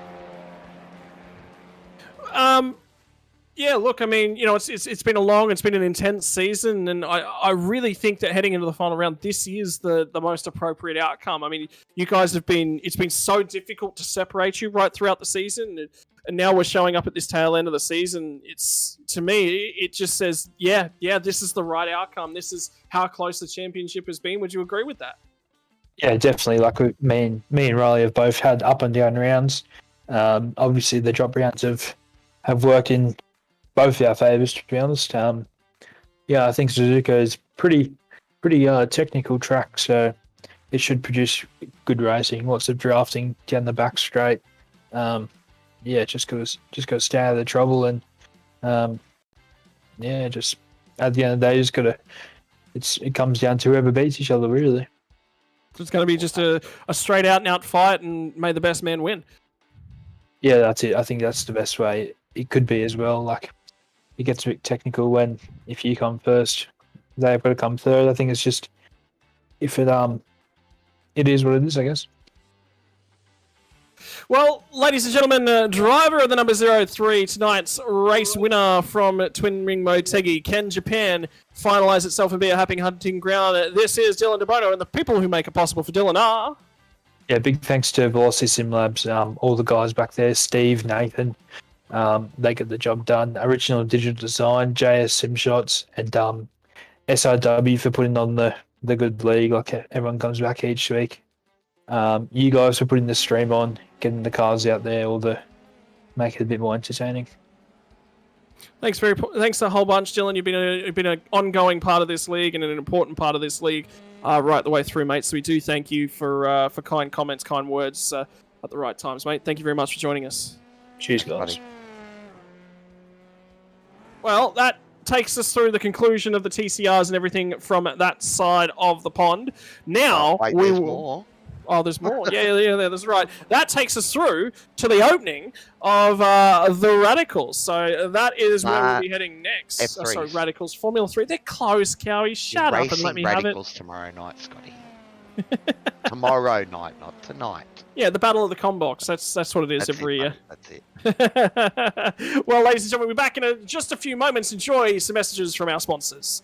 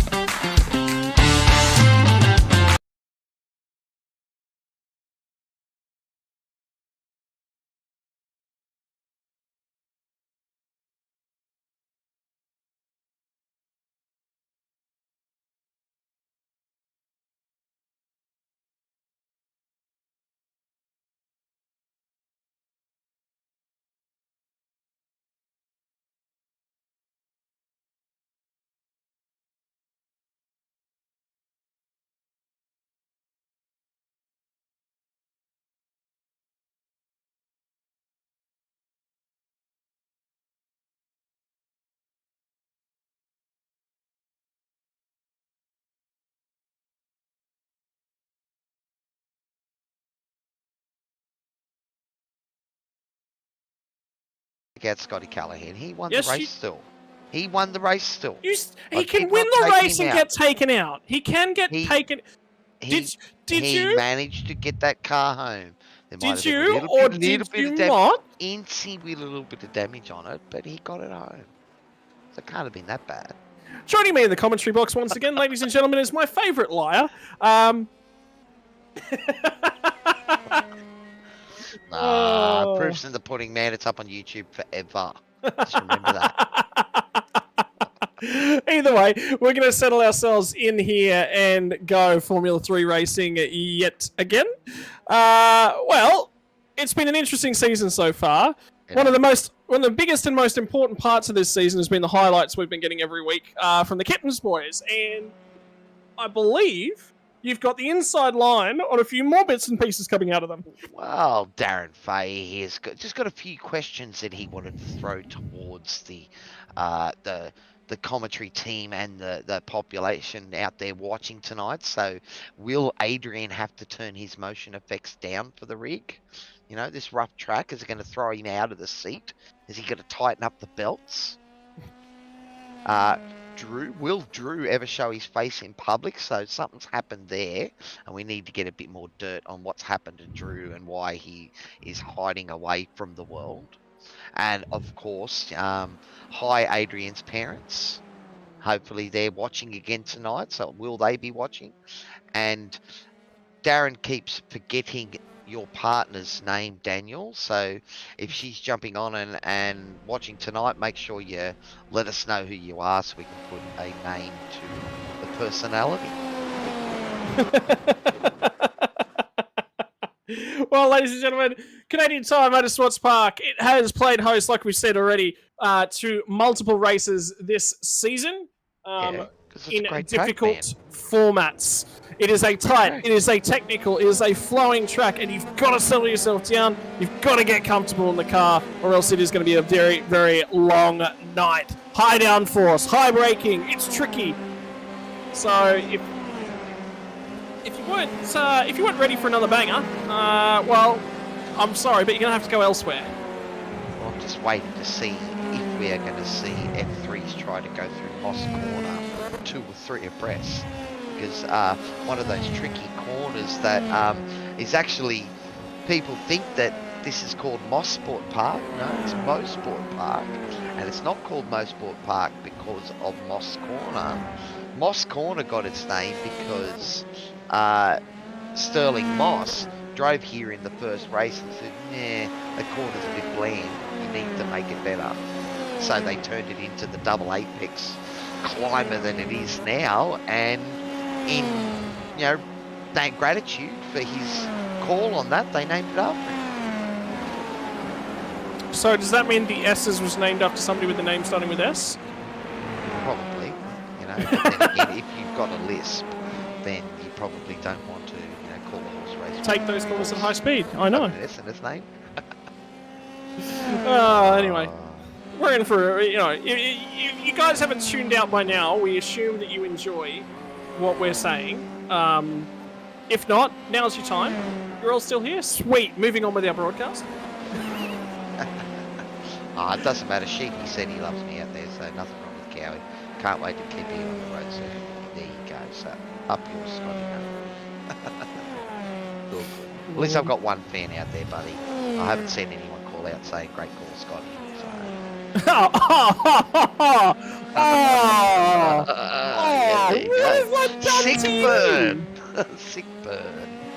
What? Well, I can just remember you're the one trying to get a setup out of Nathan Bathurst, so I can fire everything at you. You've got to be nice. What have I ever done to you, Cowie? If anything, I have let you have far more space than you ever deserved on a Thursday night. Ooh, so that's what about giving me space, is it? I'm going to have to just try harder to make that car as wide as I can. Because inevitably you're going to do your turn 1, lap 1 still. Oh, okay, alright. Yeah, that's enough out of you, legend. Turn 1, If lap 1. you guys are enjoying the banter out there, just egg me on board.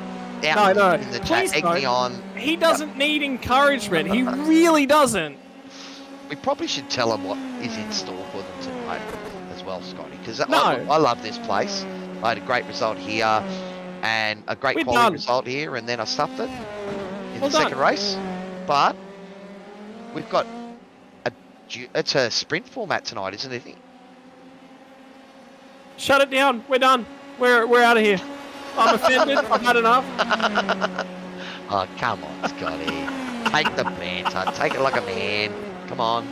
Mate, I can't. Not when I'm being You're treated like crushed this. now, I need an agent. I need an agent. Does anyone know a good commentary agent? You locked You're- yourself in there, so hang on, don't you, I'm haven't in you? here. You signed in blood, didn't you? I'm in here asking The contract's in asking you for a setup, right? I'm over here, and look at the way that you treat me. I don't want your stinking setup. Keep your setup to your stinking damn self. You you're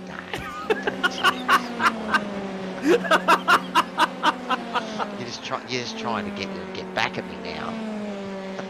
Mate, I don't. Yes, I don't it need is a to sprint when you- round tonight, isn't it, buddy? So It is. So 20-minute 15 race and then a little 5-minute warm up for a 40-minute race because the boys have been talking to me.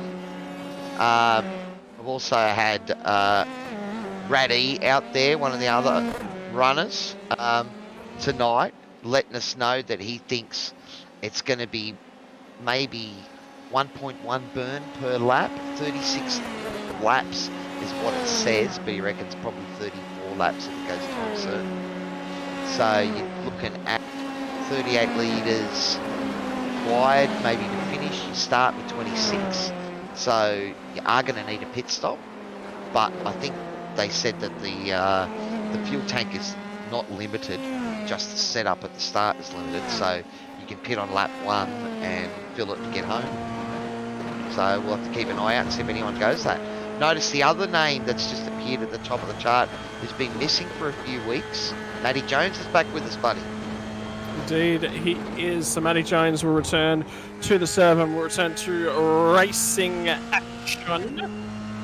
And Matty Jones has not just returned to racing action, he's returned to the top of the board. And then Adrian Loretti comes out and says, no, I'd like to deny you if I could. That man has been going from strength to strength as well. Brad Hudson just puts in his best lap, and the times will continue to tumble as the fuel continues to burn out. They say, look at the correction! Oh, well, that was all because he clipped the curb there, and I was actually thinking after that, like in the V8s, you eat the curbs around here in the V8s. In an F3, you wouldn't be even looking at it funny. You wouldn't want the curb to move on you. I mean, I don't mind it when they jump out at me sideways. I just roll right over the top of them. Don't know what you're on about. Even a little bit of it there, but the rear end of that car looks like it's dancing around on him. Look at that. I think he might be driving this a bit hard at the moment, I think he's heating them up. He's just trying to get them into their operating temperature. Yeah, that's probably a good call too. Well, 110.7. 110. Number anyhow. He's throwing it in, isn't it? Yeah, he's Straight for the really tire. having a crack. And who's that just in front of him? I think that is Dean Sinkovich. No, it was That Darren Troy Fay. Gurley, it was Troy Get out of his Gurley way. Just passed the track, yeah. But Troy was on a slow lap, a slow down, and he was going to try and take a little bit of toe there if he could get it. Anyway, didn't come his way. All well and good. I'll settle themselves back down and into race pace once again. Well, we've got the top 5 runners at the moment inside the 1 minute 10s, and then pretty much the rest of the field in the 11s. So, looks like we've got a decent sized field tonight. Is that, Adrian Loretti's just escorted himself off the road. We'll do a little bit of 14 more runners tonight? lawn mowing. Yeah, you can see here, Adrian gets some heat to those tyres. Again, remember, it's only a 15-minute quali session, and because it's a sprint round, as you made note of in the TCR event tonight, because that was a 45-minute race, they could go past the 15 minutes. If they made it past the checker, made it past the line before the checker, they got to finish that lap. It's a sprint round tonight, buddy. When it hits 15, you can have, what, 3 seconds? And then that's it. No, I think straight up, that's it. When it hits Yep. 3 seconds, so... No, when it I hits think 15 it hits minutes. the time and then it counts down 3, 2, 1 and you're gone. That's why I thought it was 3 seconds. So these guys are probably end up half a lap short there. So it's all about getting those tyres into that operating window as soon as possible. If you want to get yourself up the pointy end of the grid for tonight's race. Yep, so it's going to be have a crack, get out there, get on your lap, and work those tyres, baby. Work it, work it, work it. So they will settle themselves in and see what they can get done. But the fun we're really looking forward to, buddy, is race number 2. Because what do we got to get? A reverse top 10 in a car that brakes if you look at it too hard. I think race number 2 may well have some chaos. Only if we're lucky, Bubby.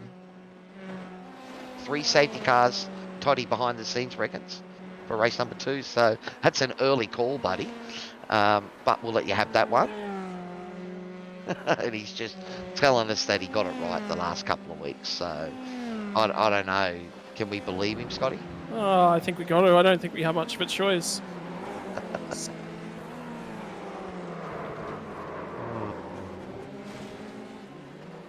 Someone looped it there at Moss Corner by the looks of it. It might have been Adam Simpson, was he was running ahead there. Oh, that's great. Okay. So, yep. Just So having a a look lot at of the the drivers lone here- Piranha on track tonight, buddy. He's the downforce. Piranha-less Piranha.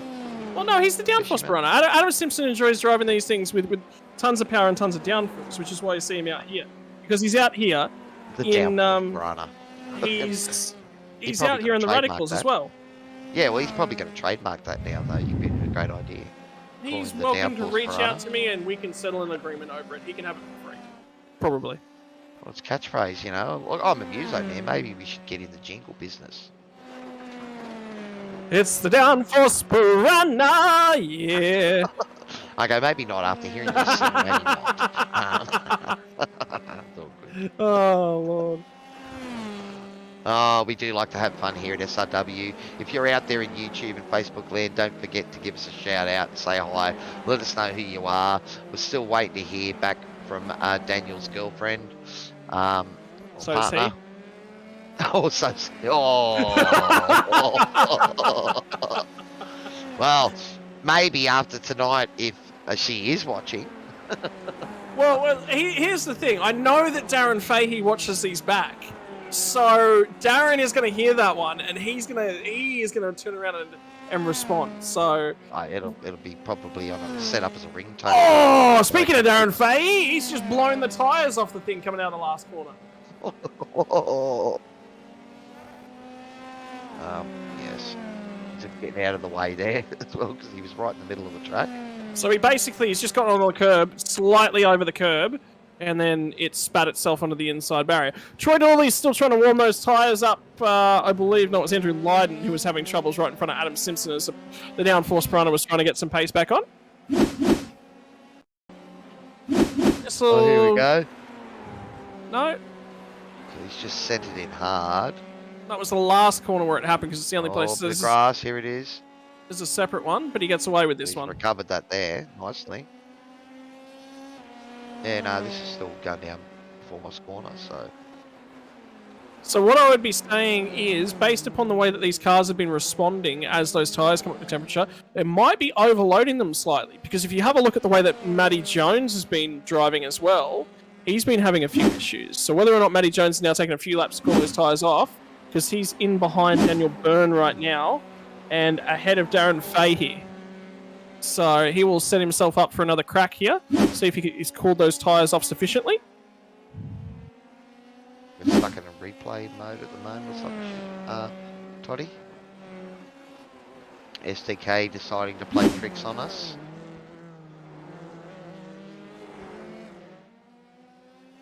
So anyway, we're going to continue on with qualifying. Qualifying now, 2.5 minutes. Remember, to that magic number, Matty Jones is back in pit lane. So I would say his qualifying performances are done. He's not going to have enough time to get back out there and start another lap, which means we will have our first non-Matty Jones qualifying on pole. When Matty has been here is what you mean. Yes. Yeah. Matty Jones, this will be his first time qualifying not on pole. So somebody else has taken the honours away from him. It will be Adrian Loretti at the moment. Whether or not somebody else can come out, have a crack, and nail that lap and beat it, we are yet to find out. And Loretti has just let Daniel Byrne by him on the way into Moss Corner. So whether or not he's trying to tee himself up for a big toe down the back straight and start another lap. But remember that aero wash is going to be an issue here. Well, I'm looking at all the sectors coming up there, and there's not many green ones popping up at the moment. So, you know, perhaps is this going to be a night where you can actually overheat the tyres and hurt them a bit too much? Or has the fuel just not burned back off enough to cover that? Well, I mean, I know sometimes with the V8 supercar, it's actually better to put a bit more fuel in the car to give it a bit more stability in the rear. So sometimes that can be a factor as well. I must say I'm not, you know, familiar enough with the F3s to know if that is a factor or not. Oh, Nathan Verney's doing a pit lane entry practice. I'll tell you what, he was maximising that entry. Samuel Thomas has just thrown his car against the barrier and told that barrier what he thinks of it. So his qualifying performance will now come to an end.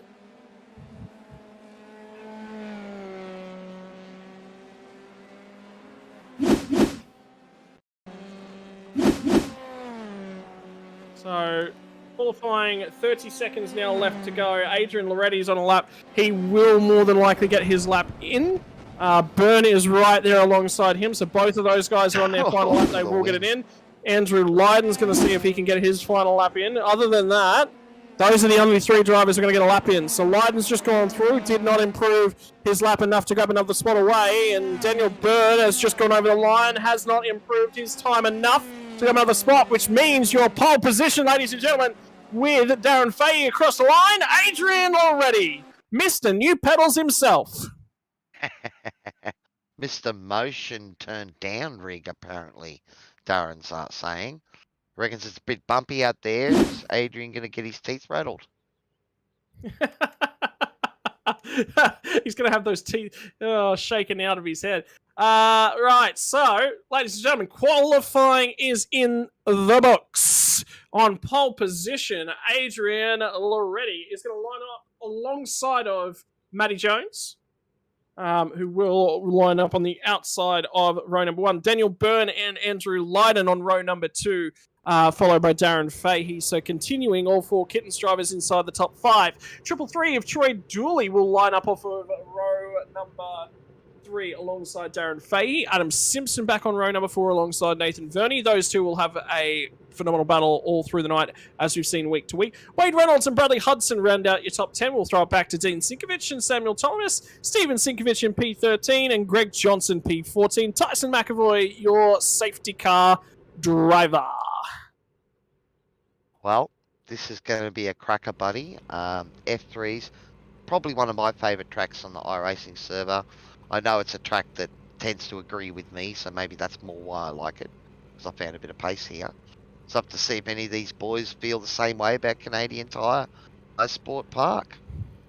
Yeah, we'll see who likes it, who hates it, and who's going to settle themselves in for a rough night at the office. Bouncy, it's rough. It is not fun around here in a Formula 3. You feel it in every bone of your body, much the same as other tracks in the American region, like Sebring, or any other track that's basically built in an airport. Snedden comes to mind.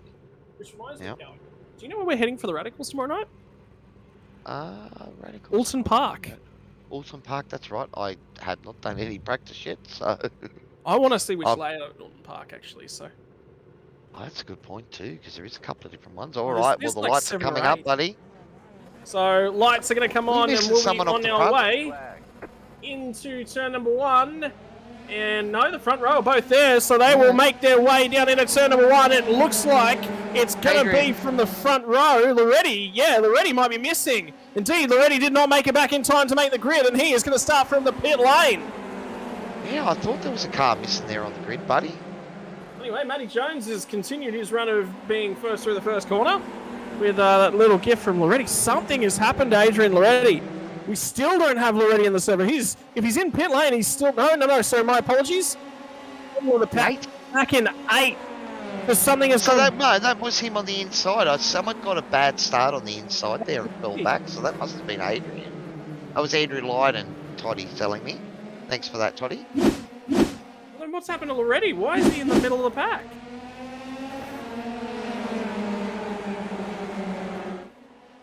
So anyway, that was Lyden going off track there. No, there was, yeah, there he is there. So it was that car on the inside of the start that got caught Tony, right on can I the get a inside string? and had a bad start. Tony.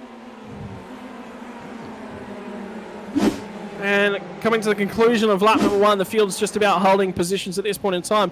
Already was your fastest qualifier. Now he's got all the work to do back in P number 8. You'll see if he can cut his way back through the field. We'll see how well he's going to try and get on with this one and see what he can and cannot get done. Multiple cars running wide at turn number 1. Wade Reynolds among those. Did not catch the other car. It might have actually been Loretti that was wide in turn number 1. No, Loretti's in one of the pink and black kittens machines, not the pink and white ones. So yeah, Dylan Thomas confirming he messed up his start. That's what Dylan's saying, and because that was that car on the inside that was going slow and got swamped right off the front of the grid. So yeah, It was Loretti. just the way the grid changed.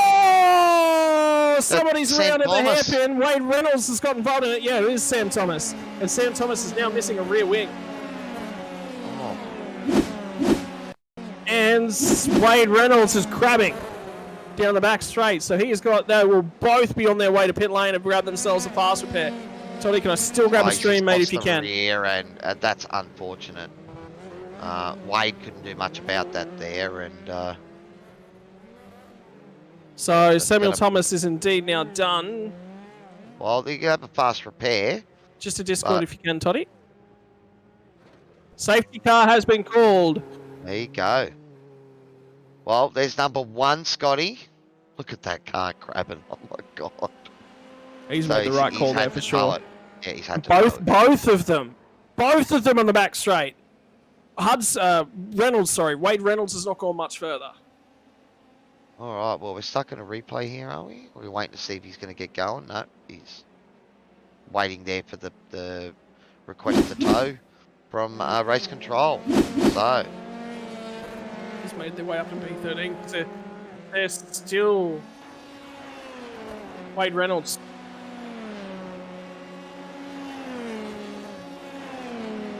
So Bradley Hudson's just called in on the radio, and it will be Wade Reynolds who will be towing as well. So good on him for being patient. Race control didn't clear him the time. Probably would have accidentally. is that going to put them a lap down? That's the question, because the field was just going past that broken car there, and I think that was Wade's Oh, for sure. cars that was broken there. But they were going to go a lap down no matter what, because it's such a Yeah. short lap around here. And probably, at least a minute tow, maybe 2. If they did tow, but yeah. Well, safety car number 1 called by the man behind the scenes, Mr. Chef Toddy. He's got one ticked off, and we get to see the field bunched back up again. It is a sprint race, this first race. Time certain, I believe. So we're already over 4 minutes into the race. It's probably going to take another couple to get this field bunched up and ready to race again. So, not a lot of time in a short sprint round, but a reverse No. top 10 for the second race, buddy. But the benefit is, at least, that they're short laps, so they can really reset it. Yeah. And we'll see if they can get back out there as quickly as potentially possible. Well, quick safety car early on, and restarting that one. Yeah, look, I can't say that I'm surprised, I'll be honest. You didn't say you were egging it on by any means, were you? No, absolutely not. But it's a tricky track, and I full well expected it here when we came here in the Radicals, and we didn't get it. So Well, I was actually quite surprised how the Radical, at least the SR8, handled the track here, and it handled it quite well. So that extra bit of downforce just enables you to sort of stay in the gas in places where you're lifting in the V8 supercar or most other cars. So But again, we've talked about it before, Scotty, that this car, it's all about trusting the grip. And when we watched the qualifying laps there from Matty Jones, we could see the massive corrections that he was making because he was pushing the car hard, and he was almost, you know, inducing that understeer, and then, you know, basically just airing out of the corner and letting the car react rather than trying to, you know, gain control of the car back. He just drove through it. Yeah, I mean, you know, difficult. It is incredibly difficult. This track, particularly on those cold tyres, and they've taken some time now to rework those and get themselves going once more. We'll see if they can settle themselves back down in and get themselves running yet again. So we'll have that to look forward to. Getting ourselves ready. You think we'll be going back green? I feel like we'll be going back green this time. Well, at the moment, I can't see if Sam and Wade are... I've just caught the they tail are end. out Just on the caught the track tail now. end. Yeah, just caught up there. Okay, there you go. All right, so that would probably mean... You heard anything from race control? Yep. They just said that they're going to pull away right now, so... we will be back to green flag racing this lap. So get yourselves ready, ladies and gentlemen, for another start.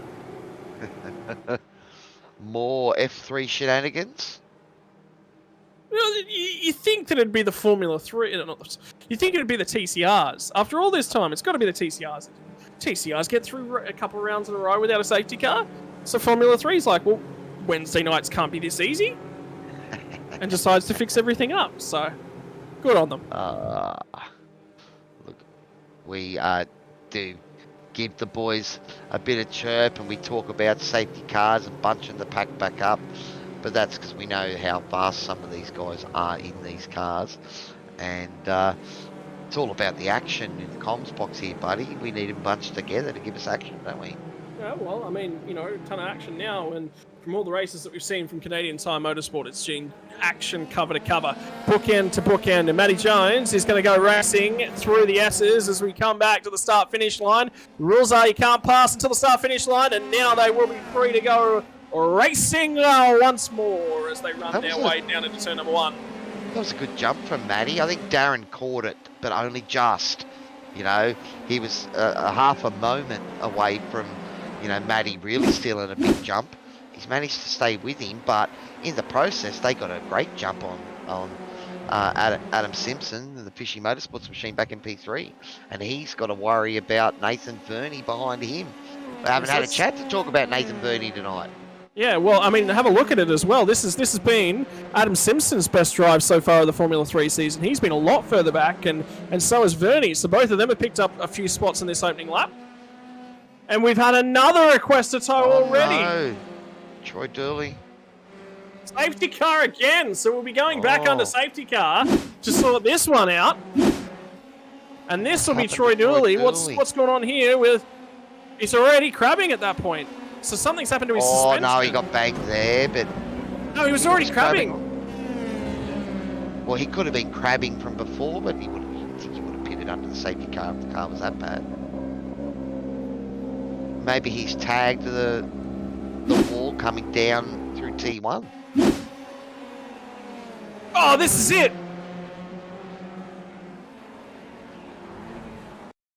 Oh, and Andrew Lydon went deep there as well.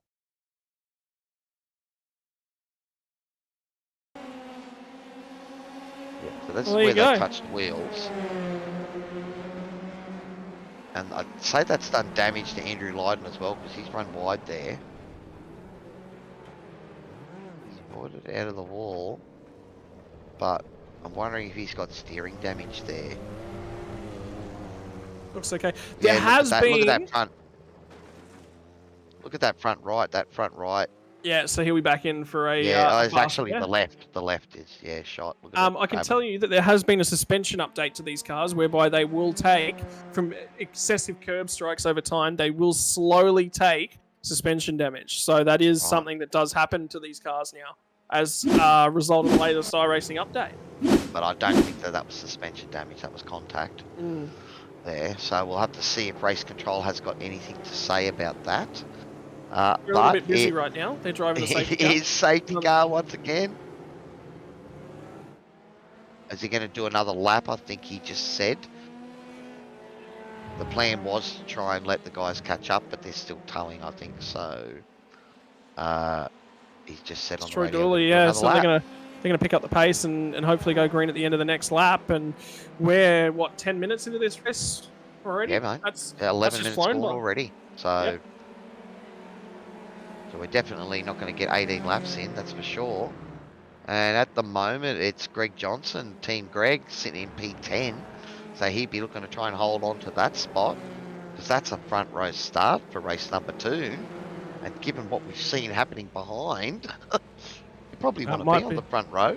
Yeah, well, I mean, yeah, and then the other problem is you don't want to, you definitely do not want to make the mistake off of the front row now. So that'll be his next I issue wasn't on the front row, buddy. No, I'm not talking about you. I'm talking about Loretti. I'm talking about Loretti, you dingus. It's all good, mate. Absolute Muppets in the commentary box. He did have a shocker there, Adrian. So if he makes it onto the podium, we might have to grill him over that one. I don't think it was a pedal failure. I actually had a friend over, my mate Bruce. You know Bruce from the I remember Bruce, yeah. Yeah, he called in yesterday and helped me make an adjustment to my clutch, because the clutch didn't quite have that snap where you could feel the brake point, and he's fixed that, and that feels a lot better now. So hopefully that means bad start Cowie is forgotten being. But he goes, I'll be eating my own words, so I'm sure. Well, here we go. We're going to be ready and firing for another safety car restart here in a few moments. Matty Jones is good on one. Surely you don't do it exactly the same 2 times in a row. Well, as I said, I thought Darren only just caught him. You know, like Matty almost broke a second clear, and Darren just caught it at the last minute, but it caught out Adam and everyone behind. So, yeah, it would be interesting to see how Matty plays it this time. Yeah, I'd agree with that. Definitely giving him something to think about after the first restart. It's not been easy out there, ladies and gentlemen, by any stretch of the imagination. This has been tricky. So we'll see if these boys can settle themselves down and how they go back racing, because we're green. Oh, and safety car is not going to be coming back out this race, is what they've already called as well. So 2 restarts already in a short race, and they're trying to file their way down through the S's. He's gone very early, Matty Jones, and now early. He has tried to set sail on these boys. He is setting absolutely Gonski. I'm just hoping he hasn't jumped too early, or if race control has given a point where you can go from, because that is a massive jump that he's got there. So I don't know. We saw Darren Lobb get penalised for a restart infringement in the V8s a couple of rounds back, and I do remember another one at Road Atlanta, I think, in the previous season.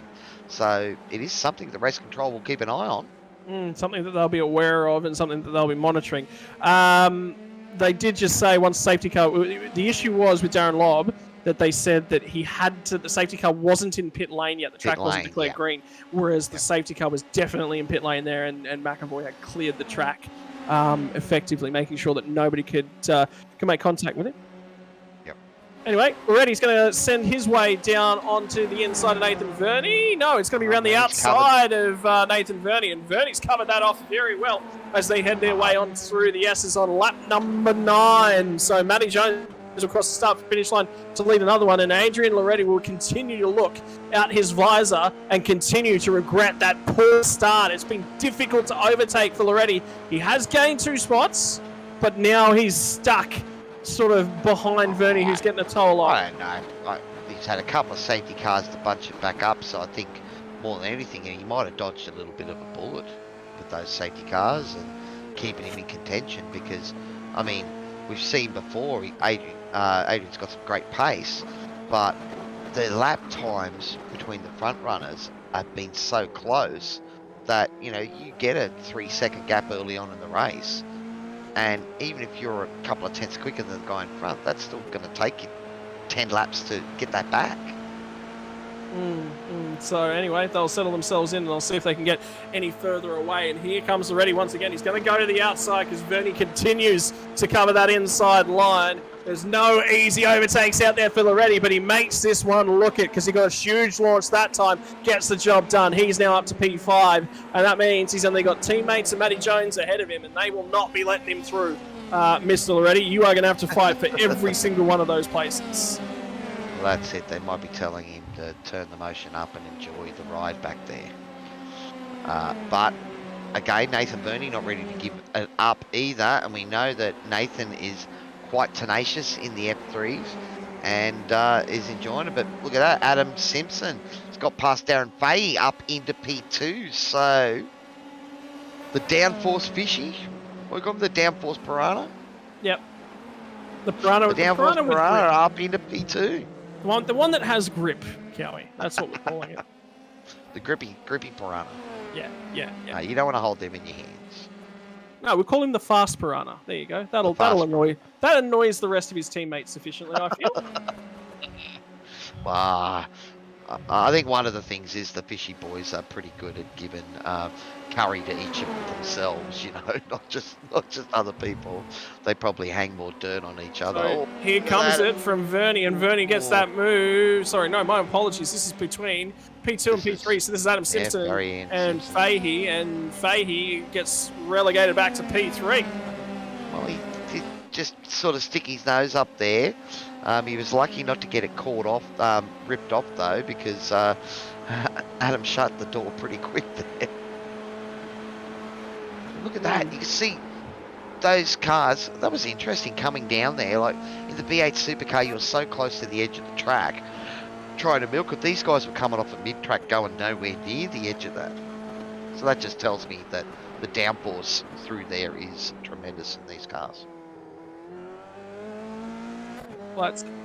Anyway, settling in. We've now got 2 minutes left to go. Did Sam Reynolds get waiver rounds underneath that last caution? I think it's showing them as a lap down at the moment. So yeah, they're both a lap down at the moment. So I know that I think race control being a second safety car in the first race of the night in a sprint round, he probably couldn't give them enough time to get around there. Though the good news is, Dylan, is that they will get a second shot at it because this is only race one of 2 races here at Canadian Tire Motorsport Park.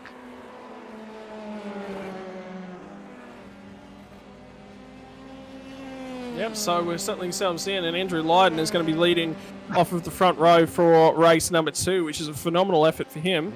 If it stays as it is. But we've got, what, a minute and a half left, so did we see Barney waving the flag that lap, or is it going to be another one? I think it'd be another one. I think we're going to get ourselves another one. Yep, so there will be one more lap at the end of this one as the field takes their way down the back stretch. They're going to get themselves back over the line just barely in time. It was a great jump by Matty Jones on that restart, and looks like he's just run away from it. He broke the toe nice and early. Darren got caught up by Adam Simpson, who took advantage of that and grabbed that spot. And Matty's been left to play all by himself once again. Will leap out to that lead, and he will try and seal the deal. White flag in the air from Barney, and Barney will show us what's really happening out there. Well, it is probably the best vantage point on the track. Though they just say this is actually a pretty good track for viewers as well, even though there are. Oh no, Greg Johnson's had an incident, and he's requesting to tow on the last lap of the race. Oh. Second last lap. Okay. And Troy Dooley, he's come together with Troy Dooley. Oh. So what's happened here? It is here. Again, thanks to DSL Welding Services. What's happened here? Oh, they've just put 2 cars into one. That's the sort of huge one. Yeah, that's the sort of incident that you don't get out of the car without having a shell-shocked body, I would say. Yeah, that was that hurt. Yeah. That looked like it hurt, and that looked like it hurt a lot. That's where you're Anyway. thankful that motion sims don't get it 100% right, hey? Adam Simpson and Darren Fay are going to go head-to-head down into the final couple corners, but it's going to be Adam Simpson, the fishy with the grippy, is going to get this one taken away, and he will take P2, which means P9 on the grid. It's going to be 3 for Fahey, Burn 4. Loretti gets back to P5 after a poor start. And that's just about all Can it she be wrote. Steven Sinkovich on the front row as well with a P9 finish? You better believe it is, my friend. We do know that Steven likes to make the car as wide as possible when he gets fast guys behind him.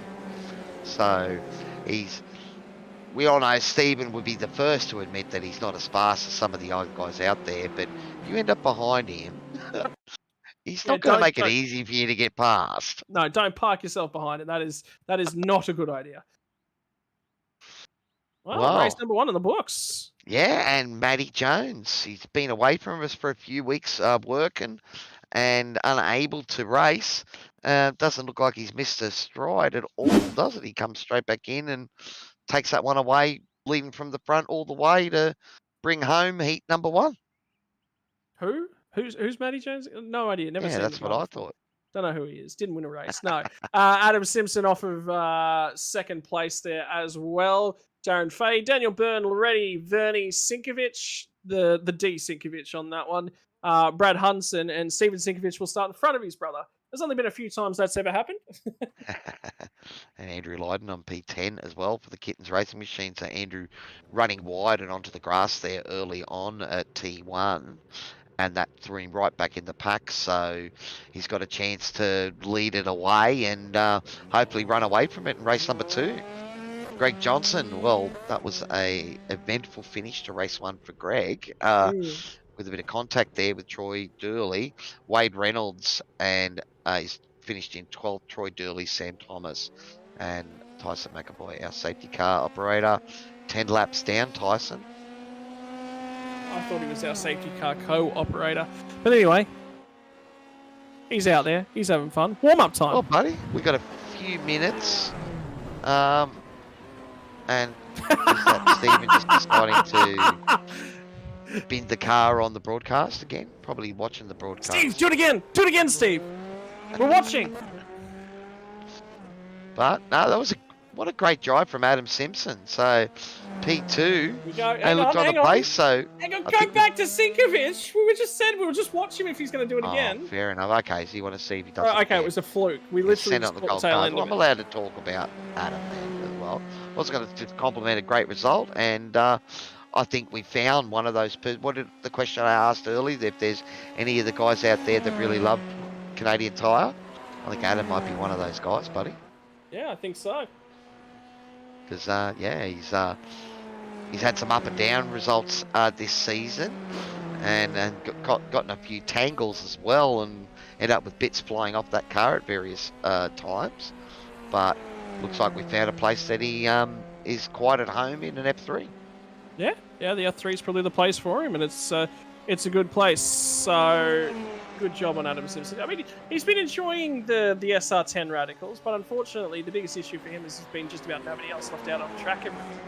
Oh, that's in the right. SR10. You know, we hoped a few more guys would have jumped on board the SR10, and then there was a few of you boys that decided to jump over to the 8 after racing the 10 for one race.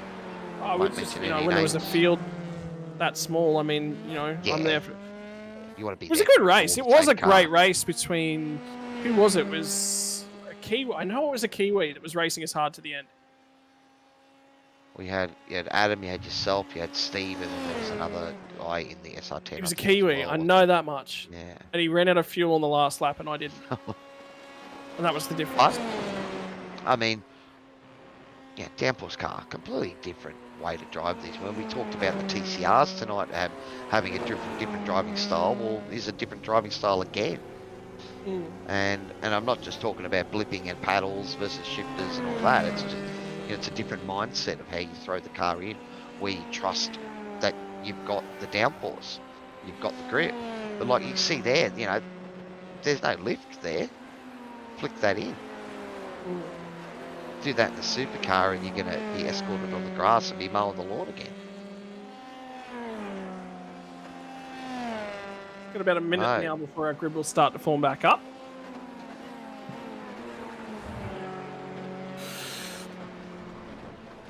Okay, so race control just saying then, Dylan, about the waiver rounds for the second safety car that actually didn't pop up in his relative, that they were there, so that's why that got missed. So that clears everything up, doesn't it? Now we've just Yeah, got just about. 40 minutes of F3 action. And Chef Toddy's only got one more safety car left in his bag.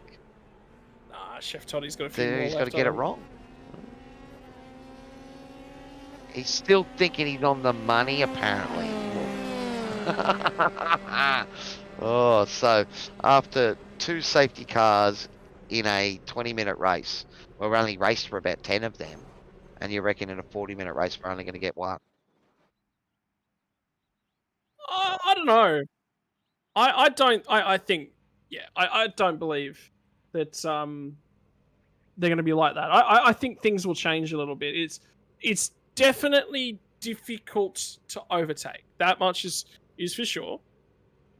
I think the real issue is there's a couple of places around here where they're fast runoff areas, and if you get it wrong, you get on the grass, you're not pulling it up, and the car hits those tyres, it's going to break.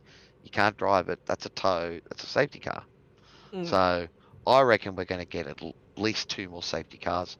I'm actually thinking it's going to be 3 in this race. And they've just come off warm tyres, going back onto cold tyres. Exactly.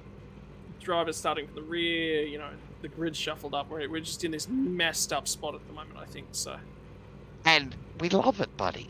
That's why we've got the DSL welding services on board. That's why Pagnian Import Simulations want to be a part of it. That's why we've got Melville Equipment Core. Why we've got the promo department, Dragon RC, Warren and Brown Technologies, and even Toyo Sim. They're all in on the action, buddy. Well, lights are going to be out, and away we go. Run down to turn number 1 once more. Thank you very much. And they managed to get through turn 1 fine this time. It looks like everyone's got a good jump. Is that around at the back? It is, and it's a Kittens racing car that's going to hit the barriers. Darren Fahey. High That was speed. Darren Fahey. Darren Fahey. There's more than that. Is that Sam Johnson or Sam Thomas again? That's Samuel Thomas caught up Yeah. in that, so I think Sam got clipped by that as well.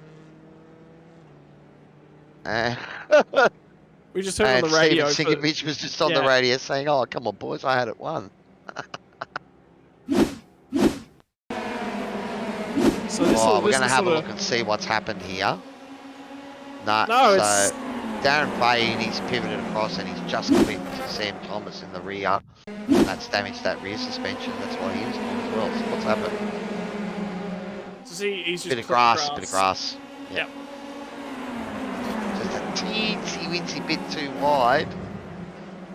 And looks like he's tagged Sam in the rear there. And then Sam's tried to get the car to turn, and it won't turn. So, There you go, Toddy. That's 3.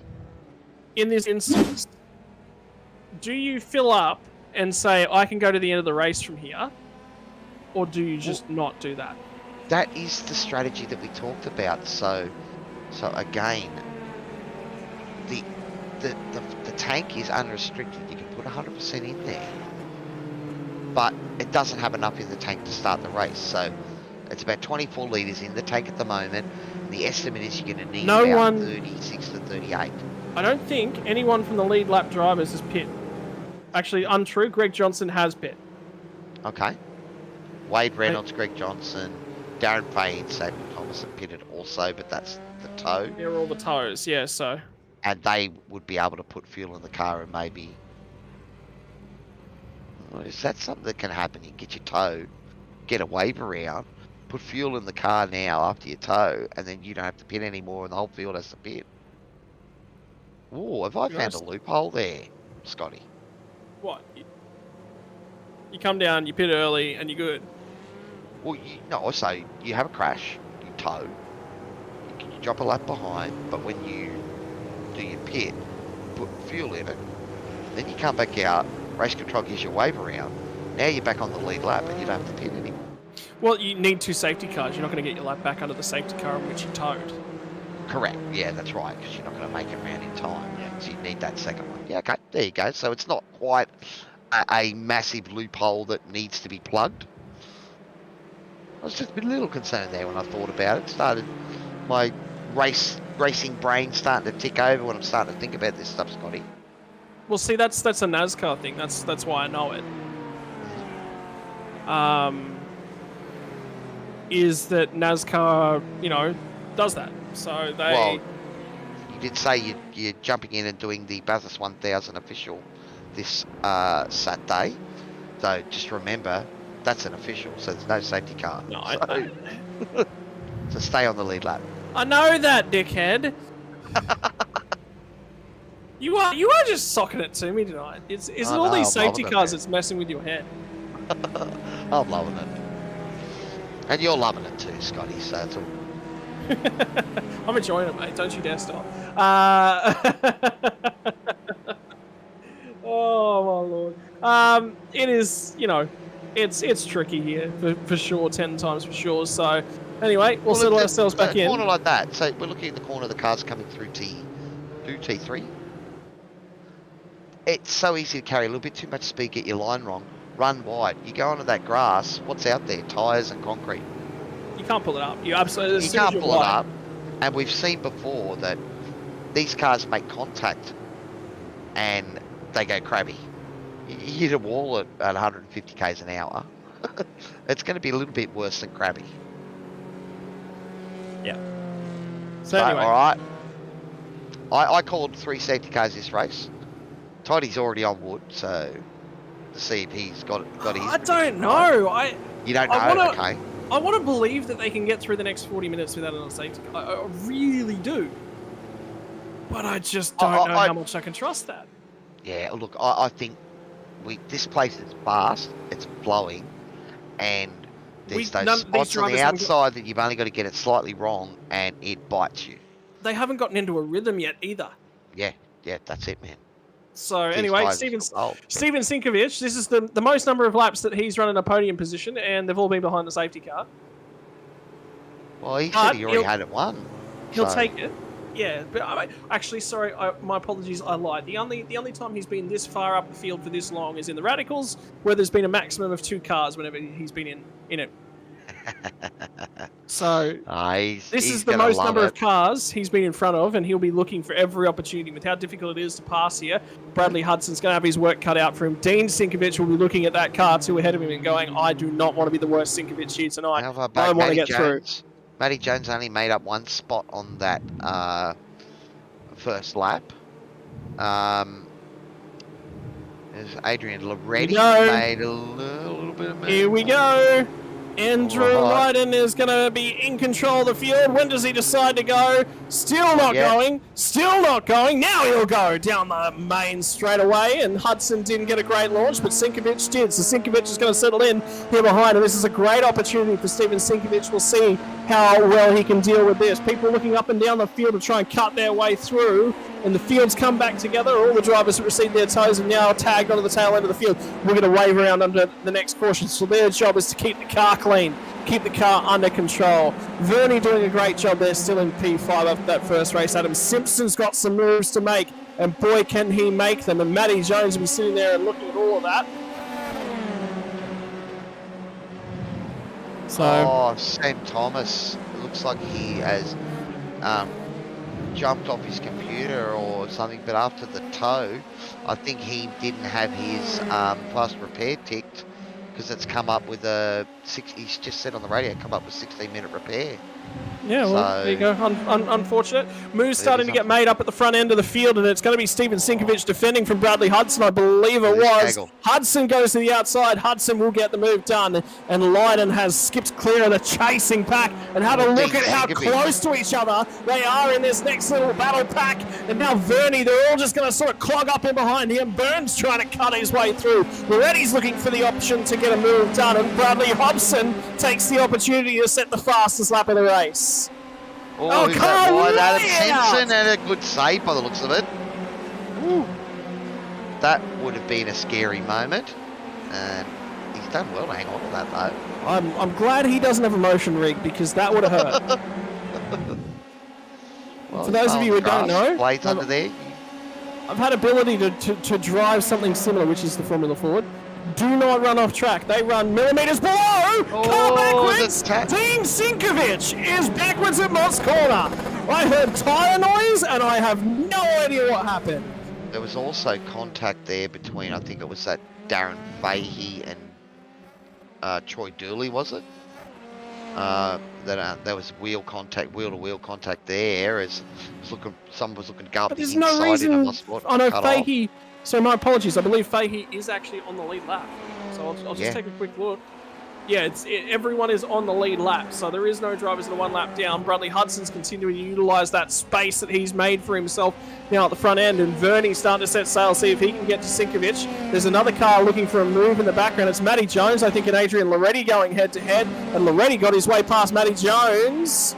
So he was the car that was down the inside looking for the move. He'll look for the crisscross, trying to get in the rear bumper of Loretti. Just barely gets there. Had to lift out. Adam Simpson's going to buy into the argument now, and Loretti is defending that line. Remember, he had pole position, and he was not pole by the time he got down to turn number 1, and now it's going to be Matty Jones who gets that move done, and it's Simpson who'll go to the inside, trying to get the move done, and two down for Adrian Loretti. It's a great vision from Adam Simpson just to see that Matty was carving a path on the inside there. I'm going to give him on that action too. He towed on the back and basically let Matty open up the door, and he stepped through as well. And now he's going to get assaulted by a teammate as Loretti as well, because it's Darren Fahey on the recovery effort from the rear end. I'm wondering whether or not Loretti might have damage. And he's just slow in a straight line round the outside from Darren Fahey. He's going to stick it down there, gets himself the inside. Big wiggle, big wiggle. Rear end comes unstuck. And he'll cut his way back across the track. I'm sure I saw contact there before. Perhaps it was Darren that was in the middle of that. Well, no, I think it's Loretti, not Darren. Which Darren here that's had the spin? Yeah, but he may have taken tyres, so his tyres are still coming up to temperature, whereas everyone else has had that run. Okay. Yep. Fahey did die on lap number 1, so that was back on lap number 1. Tyres as well, yeah, right. Yep. That's very much possible. And, you know, we've seen what a monster these things can be on cold tyres, and it's so easy to trust them. Yeah, so I would say 100% that's what's happened, whereas everyone else has at least brought their tyres up a little bit before they had to slow all the way back down for the safety car. Dylan's just said that Sam used his fast repair, then his net crashed when he loaded back and he had 10-minute required repairs and 6-minute So no option. Yeah, so for some reason it hasn't counted the fast repair or something. Yeah, something's broken that. Anyway. And the internet dropping out, that's rough as guts. Yep. It's going to be up aggressive now at the front end of the pack as Sinkovic now becomes the cork in the bottle. Verni's now got clear of him in the last lap or so, and now it'll be Matty Jones and Daniel Byrne will line themselves up. They're both going to try and overtake each other, and they're going to use Sinkovic as a pick to try and line this one up. And back across to the right-hand side of the road on your screen, and Jones will park it on the inside. Byrne's going to try and hang it around the outside. This will give him the inside of the next little kink, and it'll give him the outside, but he's going to get clear. And Sinkovic might just be a cork in the bottle that might prove something disastrous. Down the inside from Jones. Not quite up alongside. Still tries to have a sniff, and then he makes contact with the rear corner of Daniel Byrne. Now is going to get a run on Matty. Greg Johnson's had an issue out of Quebec corner. And it's safety car. Another safety car. So now you're pit for sure. Yeah. So Steve Tonkin, actually, he was just querying that as well. You know, how it's supposed to work if you're across the toast and stay on the lead lap. Generally, we try to let the cars a lap down, get a wave through by the safety car so that they can get back on the lead lap. Generally, the way it's supposed to work is they'll get past, but they don't normally make it on back of the train. It comes down to a few different things. Because the safety car was called immediately whilst the cars were on their first lap and trying to bring themselves up to speed, they had to do a full lap to catch up and around. What happens is the iRacing towing service will double the time when using an in-game safety car. However, because we have a manual safety car driver, that does not apply. So that the safety car towing time doubling does not apply. So they've towed in time from the first corner back to the pit lane because they had to do that full lap, and then they've got to do an extra lap behind the safety car. And within that, there's enough time for these guys to tow back to the pit lane, grab their fast repair. So as I said to you, my only concern with that would be that if Darren was able to put enough fuel in the car to get him home, and now effectively he served his pit stop and is on the lead lap after damage and a tow. So it'll be interesting to see how it pans out. But we can see here that, you know, a few of the guys are jumping in and pitting now and are taking advantage of that pit that you mentioned. And that's moved Darren Fahey somewhere up near the front of the grid. So Greg Johnson was the car that was calling for a tow. Yep. He is now back in pit lane. He's still on his way back. That's why you can see the car still in pieces. So the instant he gets back there, he will start repairing that car. I think from this one, this is the first time from the feature race that we've had here that he will have used a fast repair. So I think he may still be okay to tag back into this race. He avoided the damage at the start. So, but yeah, we'll have to keep an eye on things and see how it all pans out, and if cars are going to pit or not. Okay, so I had one of my apps telling me that everyone was going to pit, but it doesn't look like anyone has, mate. No. You're incorrect. Half the field have pitted. So Troy Dooley and above are yet to pit. Wade Reynolds pits because he had that issue on lap 1. Fahey pit as a part of that issue as well.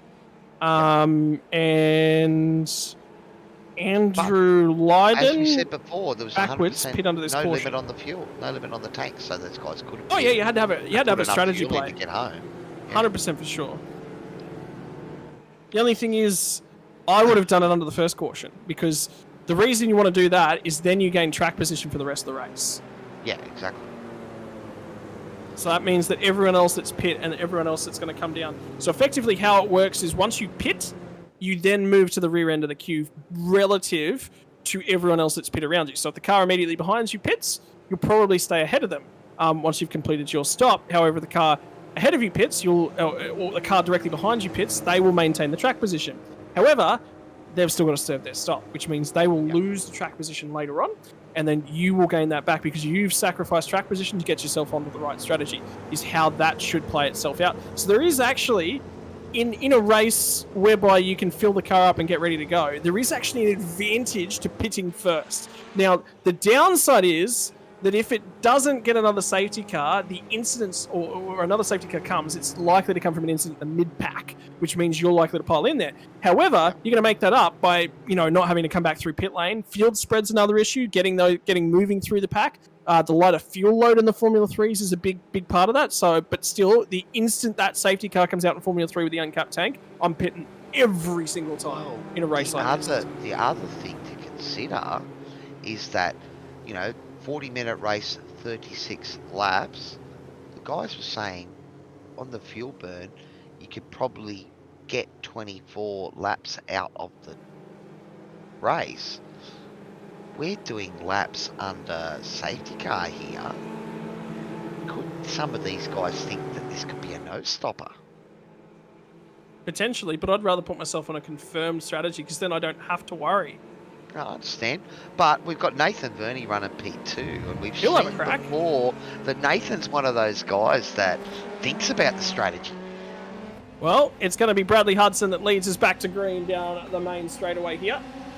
And on the run down into turn number 1, and it'll be Verney immediately in behind him. We'll see how much fuel, whether or not Verney's trying to make it to the end. He would have been saving mega under all of these caution periods. Steven Sinkovic still managed to maintain P number 3, so he is still sitting on the podium at this stage of the race. And now 17 minutes in, it's going to be Adam Simpson who'll dive it down the inside of Daniel Byrne, and Adam Simpson still there and alongside as they come through Quebec corner on the run down the hill back up towards Moss Corner in the tricky braking zone. Simpson still alongside. He's going to hang it out there.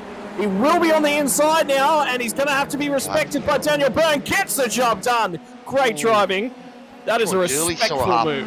Troy Dooley saw half an opportunity there too and almost had a snap. Well, the important part is there, and I want to make clear this, Cowie, is that move does not happen without Daniel Burns allowing it to do so. They're going to go 3 wide as Daniel Burns going to take to the grass, try and get down the inside of Simpson here. He's got the run, he got the draft, and now Simpson goes around the outside and goes and grabs the place back. This is one of the tempting sections of car off for the last corner! Oh, I think it's Steven Sinkovic. Steven Sinkovic has run wide. I think he's avoided Everyone's damage avoided by the him. looks of it there, Yep. but Not if he keeps he's doing that run as wide well. again. He's trying to stay out of everyone's way and make sure he's not crossing. That's what he's doing there, ladies and gentlemen. That's not him just missing another braking zone. He's just trying to make sure he rejoins safely and doesn't cause drama for anyone behind. Now it'll be his brother immediately underneath his rear wing will be the next car that he's got to keep an eye out for. Oh, the Matty battle Jones of is the back to Sinkovic's. P8. He really hasn't gone forwards. Darren Fahey's grabbed a spot under this restart as well now. So Jones is going to try and get one away from Wade Reynolds here. Reynolds should be fueled to the end of the race now.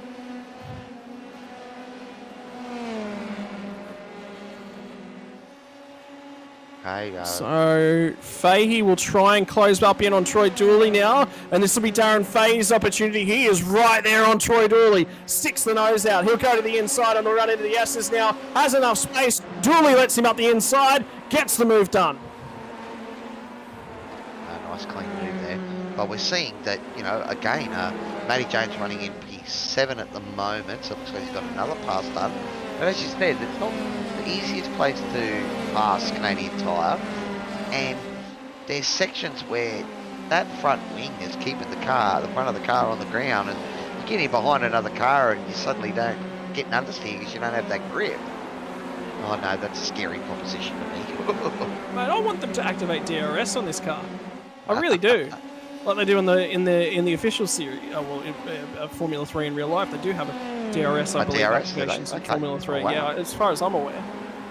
I don't watch enough Formula 3, so ERS is an energy recovery system, so no, it'll be DRS.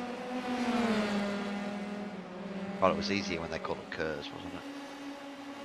Anyway, down the inside now, Matty Jones has lined himself up at Troy Dooley, and he's going to have the draft off of Darren Fahey to assist him in that matter. So this will be nice and easy done for Matty Jones, and he'll move back across to follow now Darren Fahey through, and up to P number 6 now for Matty Jones. 4 spots started from that 10th place finish. 10th place grid slot after winning race number 1. Troy Dooley starting to drift a little bit backwards. Hudson's trying to run clear of Nathan Verne. He's got out to a second ahead, and now the fastest lap of the race comes through at a cracking 1 minute 10.3 for Matty Jones, and Jones is now all over that rear wing of Darren Fahey. He is going to need eyes in the back of his head, or a camera back there or something, because he's going to have to keep an eye out for what Matty Jones is going to try to get by Darren Fahey. Maybe a virtual mirror. Maybe. Good all fun contraptions. I can turn them off, but I turn my... Oh, here we go! Matty Jones will line him up straight away, won't wait! No. Not close enough to get that one done. You're going to have to wake up a fair bit early, but he will get the toe now down the straightaway. And gets a reasonable launch. Yeah, Darren got a great launch out of Moss Corner there, so... Alright, Oh, so Darren Fahey just come over the radio and said, forget it. What side do you want? Yeah, where do you want to come past? Oh, I mean, okay, so he doesn't want to fight too hard with Matty there. So that's an interesting thing. But at the moment, is it Daniel Byrne in the leading Kittens car? So you think Darren might have wanted to hold Matty up there for a little bit. He's definitely got the pace to be able to do that. But now Matty Jones has got some clear air and will be hunting down the front runners very soon. Having a look at that, it's the battle between Bradley Hudson and Nathan Verne up front. And Verne is putting on good pressure. Adam Simpson, that's a great recovery too, buddy. He's up 6 positions at the moment, running P3. Remember, it's still yet to stop, so he'll be hoping for another safety car here, trying to grab as many spots away as he possibly can. He's right there now. on the Locked On Lads rear wing of Nathan Verney, and indeed he's looking for that overlap, but Verney's going to get the draft. Now Adam Simpson looking for the draft. Will he manage to slice and dice? Who does Bradley Hudson support up ahead? Where does he offer the toe? Because that's so critical not only to his battle coming up in a few laps' time with the winner of this one, but it resolves this fight. Verney's going to be hung out around the outside, and Simpson will get the job done for now until Verney can have another crack back at him, and Daniel Byrne's going to buy into this argument as well. So Byrne will be looking for any opportunity to stick his nose underneath Nathan Verney and doesn't quite get there. Turned in a little bit earlier than Verney did to turn number one. Verney is under pressure, and now here comes Simpson all over the rear wing of Bradley Hudson as well. That didn't take long. Oh, it's getting spicy, buddy, and you can see here that the front runners are pushing hard. I was going to compliment on Adam on last lap, getting up on the inside there at the end of the back straight. Here it comes. One of those Here it things comes from Adam never- Simpson. I think he was looking to line up Bradley Hudson. Not quite close enough. So he'll just take this one at the end of the back straight. All right, well, we're going to see if Bradley tries to defend on the inside, because definitely you don't, if you're going to defend this end of this straight, you want someone to go around the outside of you, not up the inside. And If they've they go got to up be the inside, brave. They can wash a bit wide and run you out of room. You've got to be brave when you head up the inside, the outside down here. You've got Well, to he's carry got a a lot of car. speed. And Adam Simpson has gone a long way forward, and Hudson had a little bit of a wiggle on the corner entry. And here comes Byrne on Verney. They will go too Oh. wide, and Matty Jones is now brought into the argument as well. Jones now the car furthest ahead that's completed his pit stop. Adam Simpson has the motor. Now Hudson here goes comes back through. Hudson. Hudson will grab it down the inside to return number one, seals that spot back away. Verney is still leading Daniel Byrne in behind, and Matty Jones is just lurking. Has he been learning by watching these fishy blue piranhas? Well, we're seeing the effect of the toe there, buddy, because the toe is giving these guys... Oh! Daniel Byrne spins it up in the grass. But it's given these guys an awesome run. You know, just one car in front of him is giving them a massive run. Oh, is that a attempt up the inside from Matty Jones?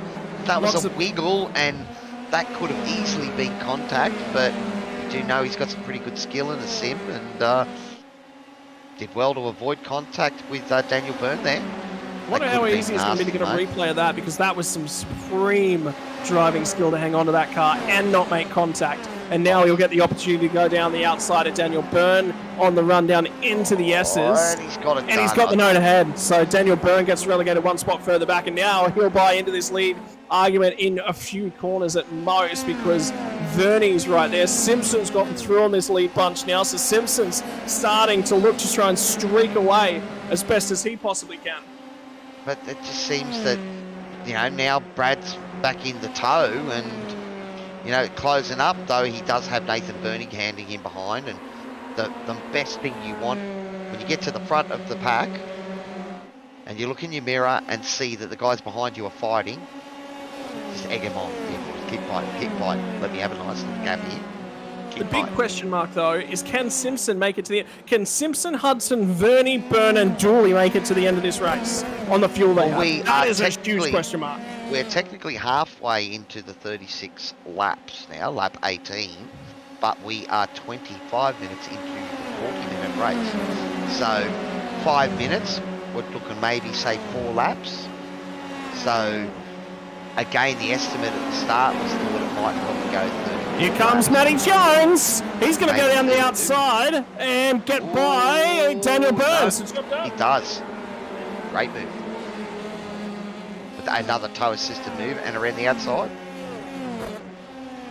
Yep, And you line can that see one here, up. Job Daniel done. straight back on the back of him. That's the power of the toe. Formula 3s, they punch a whopping big hole in the air for what is a reasonably large engine on a small light frame. So they do actually really leverage that toe quite well. Now, multiple cars off. Hudson's gone extremely wide. He'll drop a couple spots. Verney got checked up by that. Matty Jones is going to say 2 for 1. Yes, thank you. I'll take that, please. Oh no, Bradley, you were having a great run there, buddy.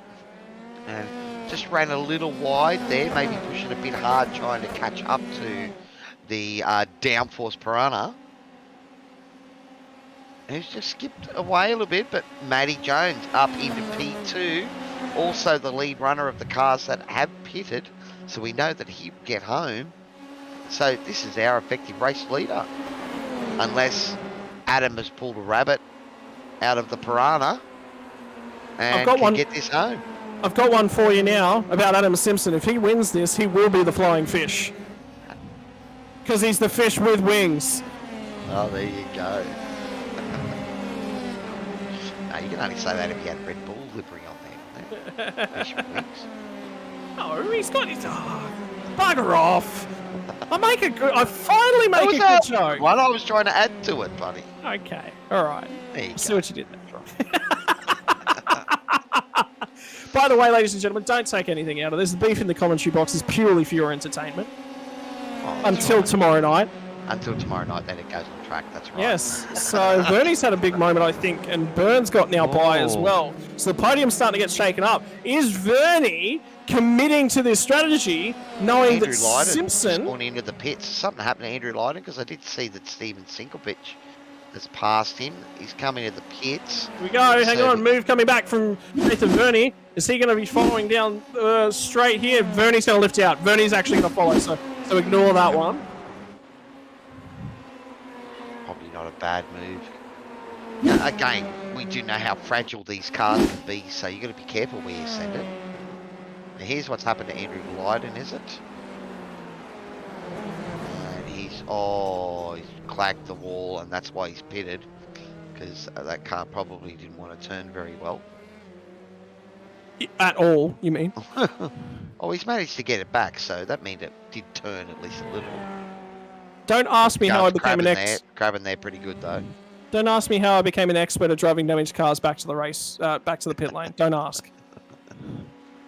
Because it's a lot of practice. Just don't ask how I got them to that state. Anyway, back up front, Matty Jones has closed this lead down to 0.6 of a second. So he's now desperately in that draft of Adam Simpson. And I don't know how hard Adam Simpson's going to fight this one, but that is a hard charging Matty Jones. Took half a second out of Adam Simpson on that last lap, and he is firmly in that tire now, and he has planted himself there. Darren Fay has just come over the radio and said, I think I've got damage. Yep. And our safety car driver and my team boss, Tyson McAvoy's decided to try and join in on the levity in the comms box here. I put a little comment up on YouTube just saying, everyone keep the comments coming, loving them, and he replied, comments. No. I'm sure he thinks he's funny. Sorry, Mr. Fresh. You're not allowed to chime in there with the dad jokes. Oh. Only registered members of the commentary box for tonight's broadcast can chime in with the dad jokes. Well, he's in RC, so, you know. Well, yeah, I mean, he gets his time to throw slander on you on a Sunday night, chime in with the dad jokes. This is your time to shine, Cowie. Only one bad pun allowed per. Well, okay. How have I earned myself license to have as many as I want then? I don't understand. Well, it depends how bad they are, buddy, because there are some truly cringe-worthy puns out there. Practice, mate. We pun have is a stayed bad away pun. from them, which is good, so. Until we get to the flying fish on the podium. Oh, no, is that Greg Johnson that's Greg run Johnston. wide? Looks like he's avoided the wall there, though, so that's a pretty good effort. Because I thought he was a goner then. And That's check the another one of relative. those spots that I'm talking about, Scotty. Run a little bit wide, catch a bit of grass, you're flying off, and there's concrete and rubber tyres there to greet you in a car that doesn't like them on the menu. It doesn't even like curbs most of the time. That's right. Allergic to curbs, concrete, and tyre barriers. Well, Matty Jones is catching Adam Simpson fast. Oh, look at him close up on a brakes. Yeah. He sent it in there, Matty Jones. He wasn't trying to go for an overtake, but now he's close enough that he'll get it done at the end of the straight for sure. There's no way. Surely Adam Simpson can't hang on to this. And another car's gone through pit lane, I think, as well now. He's trying to hold that inside line, which is exactly the right thing to do. Well, try and hold this. They go even into the S's. Matty Jones is going to hang it out and around the outside, trying to hang on to it. Gets the inside at the next corner. Move's not done. And have a look at the defensive driving from Adam Simpson. And it's going to have to wait another lap for Matty Jones. But that's exactly the way you defend there. You get on that inside on the end of the straight and hold it around there and make them drive around the outside of you. You notice that he didn't force him wide. He didn't run Matty out of room. He just forced Matty to drive right around the outside and didn't give it up. Great defense. That was great driving. That was awesome. And respect shown from both of them as well. Matty got a heap of room to try and get the move done if he was brave enough and had the grip that he needed to. But at the same time, Matty offered the room back to Adam as well. But he's going to get another crack at this one now. And it's going to require a good launch off the corner for Adam, and he's got a reasonable one. Jones is further back this lap, you know. He may not get this done again, but then again at the other... strong. Look at it. We're seeing it now, mate. The toe's strong. It's into effect, but again... And the longer you sit in it... Oh, he's let him up the inside. Okay, maybe he's decided not to defend that anymore. Well, Jones will get the wing in ahead, and now Jones is ahead. Or alternatively, this is Adam Simpson coming to the pit lane this lap. No, he's going to stay out. No. Might make it to the end. When he defended that super hard the lap before, and then let him through this lap. Well, hang on. The other on. thing might have been the whole moving rule, where he thought he'd already made one move and couldn't move again. Well, hang on, Cowie, because Nathan Verney's already pitted. And if Nathan Verney's pitted, I would say everyone that needs to pit. Well, everyone that has not pitted, it needs to pit. I don't think it's going to be a choice. Oh, Simpson's just caught the grass! Oh, no. Just barely caught the grass coming through Quebec corner. The right-hander at the crest of the hill. Matty that sniff, and now it's going to put him under 5 from Daniel Byrne. Because we all know what a driver looks when he suddenly sees a car appearing in front of you and he's had to be running for a few laps. So I think the blindness might be on Daniel here, and he's only got one car in his mind at the moment, and it's hunting him down. We know that's at least worth a few tenths, don't we? Well, that's the first lap that Simpson's gone through there in a very long time, where he's had to follow a car. Yeah. And we talk about the toe, but also, the other side of that is that dirty air when you're in behind a car, when you need downforce on the front of the car, and it's dirty air and you're not getting it. And that's where we start to see you overwork your front tyres, you start heating them up, and then as soon as you start doing that, you're pushing it, and the car starts complaining. So you're talking to the crown prince of dirty air here, the IndyCar driver of the league. The dirty prince. Is that what you call yourself? Rattlegun rankings going out the window. The dirty prince is the season 2 moniker. Notice I left the dirty air prince out of there because it was a nice jibe I could throw in.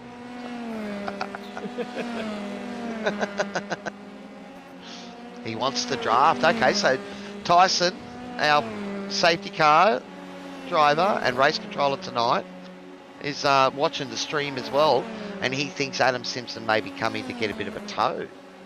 That's possible, but certainly that bit of grass wouldn't have been on the menu. And 1.4 from Matty Jones, who's shown race. He just missed it. Just missed it out of the shot. Matty Jones had a big old crossed up. He had a ton of opposite lock-in trying to hang on to that thing through the last corner. We watched him qualify, and that was how he was driving in qualifying. So hang on. Nathan Verney's Bernie backwards and going again, I believe. Did he go for tyres, Nathan? 29 seconds in the pit lane. No, it doesn't look like it. So what's he done here? Oh, he's just lost the rear. Who hasn't spun at Moss corner? Cars. We've seen before that you turn. Oh, Matty Jones is off the racetrack at Moss corner. The same spot. So Matty Jones now drops back to P3.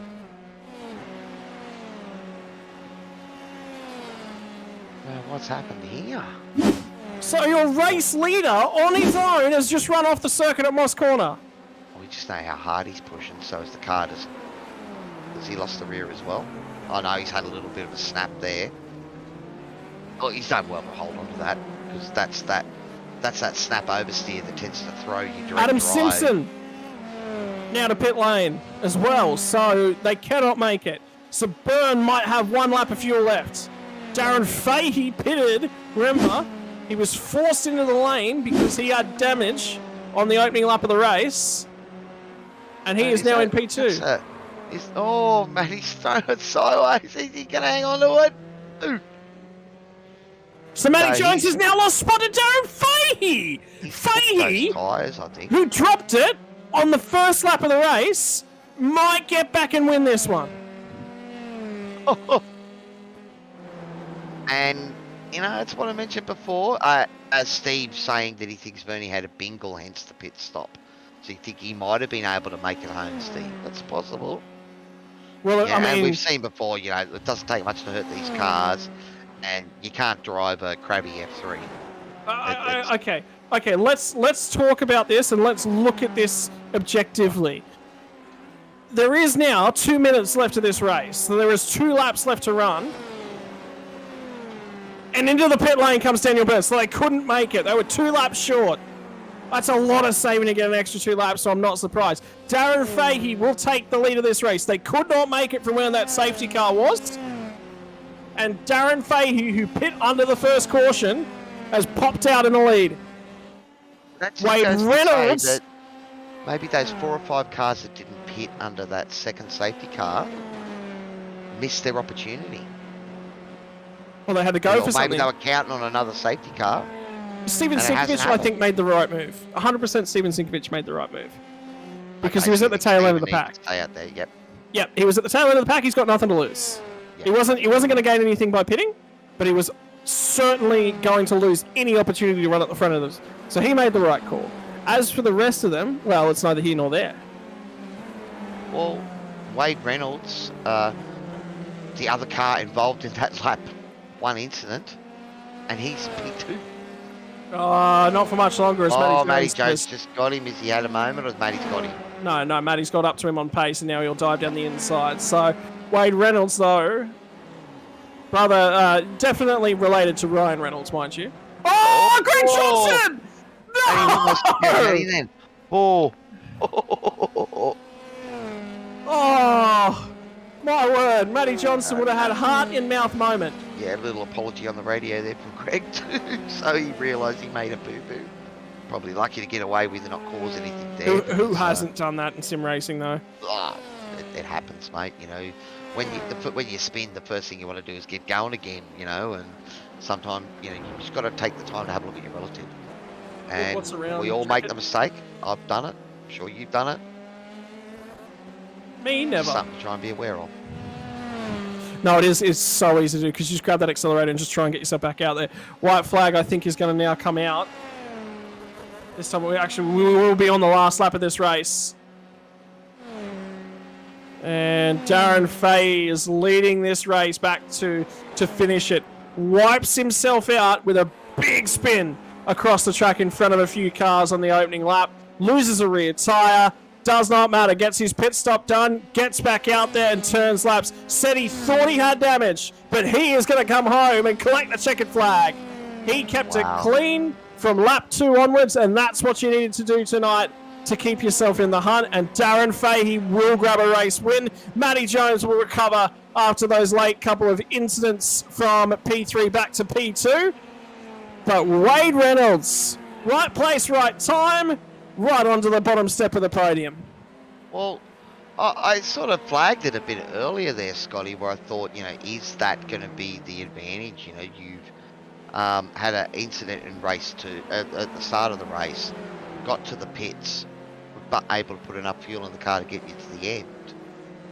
It could have been contentious. I don't think it really is tonight because we had those other safety cars that gave other guys a chance to do the same thing. Forget that. Everyone else had the opportunity to pit before they made it through the pit lane under that first safety car. Yeah, exactly. They all had the option. They chose not to take it because they thought it was strategy. The hand of Fahey was forced. The hand of Fahey and Reynolds was forced. They had no option. They had to come to pit lane on that lap. Steve.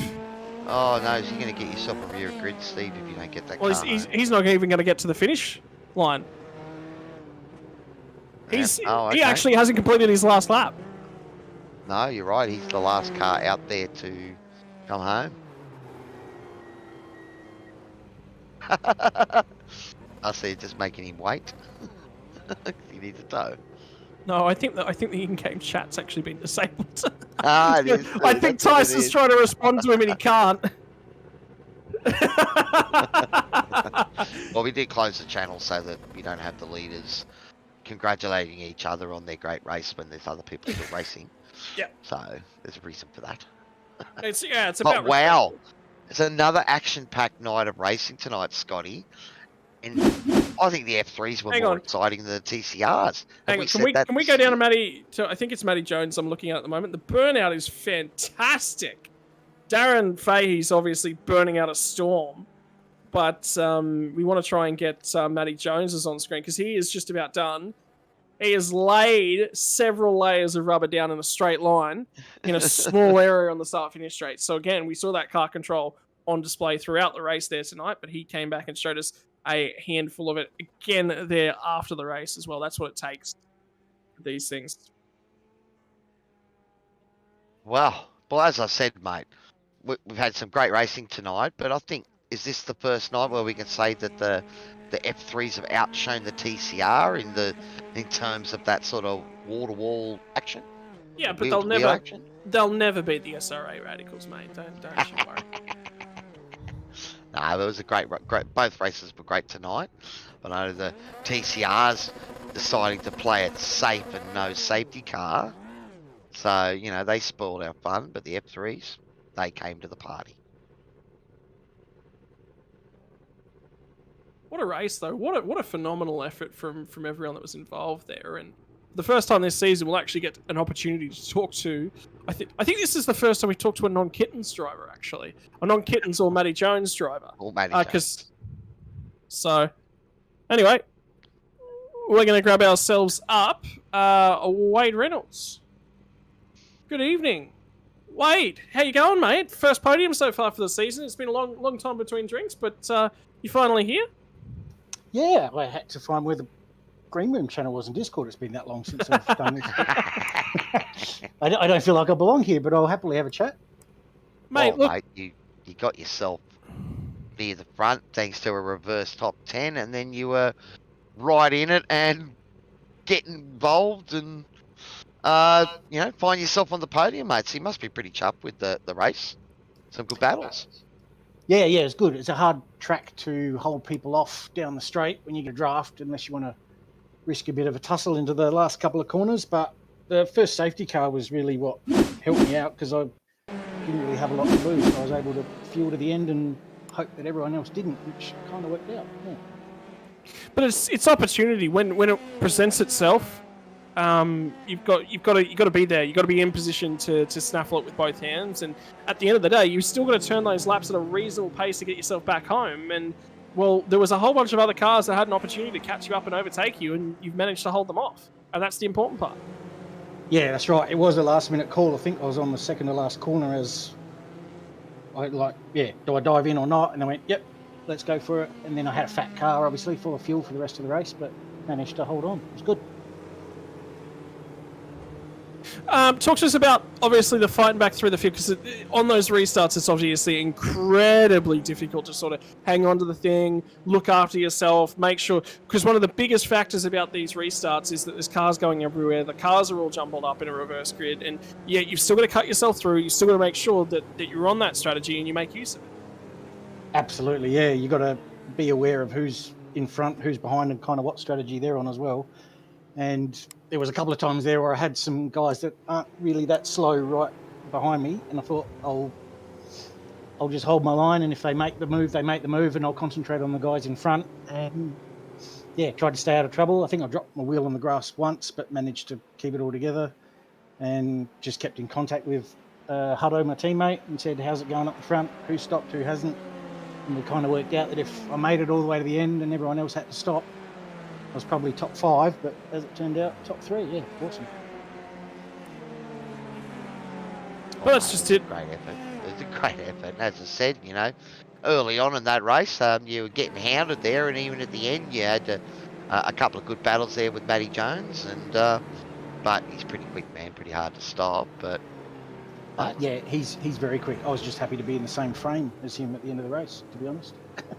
He knows how to drive these things. I've never driven these things before this season, so I'm kind of learning, but having a ball. you'll be back, you think, then? Yeah. There's a bit of chatter between us guys in the team. There's a few others that drive F3s a bit for fun as well, so we're trying to drag them across. Yeah.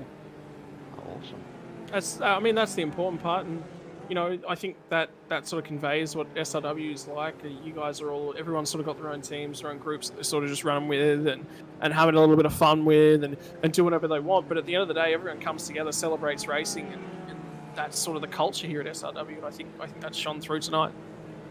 Yeah, it's a really good little league. We're kind of glad we found it, but obviously the safety car, race control had their work cut out for them tonight because it was only the one, and he was a bit busy, I think. But hats off to him for all the efforts he's put in, and for you guys for doing the broadcast and putting the league on. It's awesome fun, and we get to sit here and play on our computers and kind of pay each other out and see who's quicker. Righto, mate. We'll let you crack on with it. So to make it easy for you, ladies and gentlemen, is car number 86, driver Wade Reynolds for JWM Motorsports, and the sponsors that make it possible for you. We got there in the end. We've got a couple of guys on board with us, but they're mainly real world, but they do support us a bit. So Tough Customs, they help us out with our real world race car, which is cool. TW Engineering do the same. And then we've got a little bit of support in terms of pedals and bits and pieces that we've managed to accumulate with Huskenveld. But other than that, it's just thanks to all the teammates and all the other guys in the league as well for the cool racing and the camaraderie and support, and for you guys for putting it on. Thanks. No worries, mate. You're welcome back anytime you like. Ladies and gentlemen, that is Wade Reynolds, finishes in P3 for Formula 3 here tonight. Moving one step further up the podium, we've scheduled this conversation in just about, 6 weeks ago, I think, Matty? We've had these conversations penned in just about every week. Yeah, I liked having our regular Wednesday night chats, mate. It's good to see you. How you been doing, friend? It's been a few weeks now, but you're back, and that's what matters. Yeah, it has been. So, not long after the last round, I did a big endurance race and actually managed to cook my computer. So I've been in damage control trying to organise a new one. So I'm running on the new gear. It only landed on Monday, so I'm really thankful it's here. Mate, that ruddy endurance racing, you wouldn't go back and come back and do the endurance racing again, Matty. Please don't give up on the endurance racing. No, we've got the big one on Sunday. So as soon as we're finished talking here, we're going to go and try and pre-qualify for the V8 Scops Bathurst 1000. So it's plenty on for me going forward. Scops on the same weekend as the official. Yeah, it is. Yeah. Oh wow. Yep. Okay, I didn't realise that. Yep. Yeah, so that's throwing a few spanners in the works for a few different people and teams. Anyway, mate, tough and tricky one here tonight. We saw, I think, about 5 or 6 different moments where you've got a whole handful of opposite lock in that car. Still managed to keep it pointing straight. That's the most important thing. Yeah, I'm a big exponent of saying don't ever take tyres, but I think taking tyres might have been the secret tonight. My tyres were down to about 40% at the end of that feature race. I just absolutely monstered them. So, I've never had the tyres go off like that in the F3, and it sort of caught me off guard a little bit there on those couple of laps. They went from not too bad and a little bit slidey to couldn't even keep it on the track. So, it wasn't a good look, and I'm disappointed in throwing away that feature race win. But well done to Darren for being there to steal it at the end there. That was cool. We saw how you were qualifying. We went on board and you were throwing that thing around everywhere, man. So you thought the tyres would hold out, did you?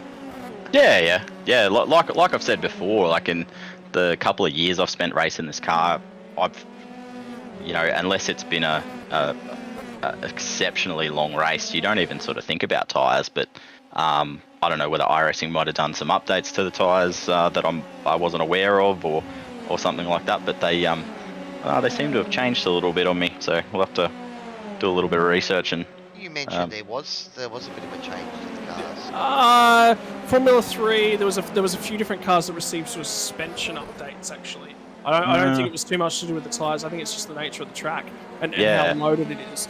But there that could do it too. Yeah. So look, I mean, tough and tricky there tonight. Obviously, it's come the better of it, but your mind's firmly planted on this weekend as well, and championships just about all signed, sealed, and delivered too is the most important thing.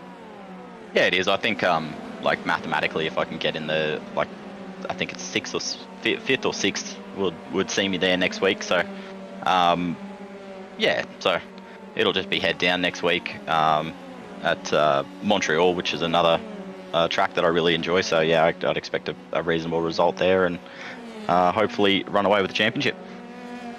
And the boys going to be hitting you up for the training lap.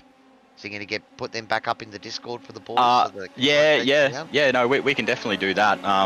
Yeah, I've actually missed doing that. I've obviously only got my computer on Monday, so I really didn't have time to get anything done this week. But next week I'll throw something up for the boys for sure. Righto, well, thank you very much for joining us yet again, Matty Jones. Your opportunity to say shout-outs to the people that matter for you. Yeah, no worries. All the boys at Precision Performance Shop, Transform Media, ProServe Finance, CD Cinematography, and I want to give a big shout out to Sydney Computers, who, they dealt with a lot of my anxiety and things like that, because obviously with Bathurst coming up, I was a bit antsy to get a computer to get together to be able to compete in that, and they pulled some strings and got me one in a hurry, so I was really impressed with that. So big shout out to the boys at Sydney Computers for all of their help. That was fantastic. Thanks very much, mate, and good luck this weekend. All the best, and we'll see you again next week, mate.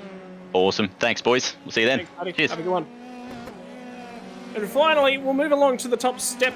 It's the master of the rumour mill himself, Darren Fahey. Darren, obviously head of Kittens Racing. There'd be a few kittens after that one.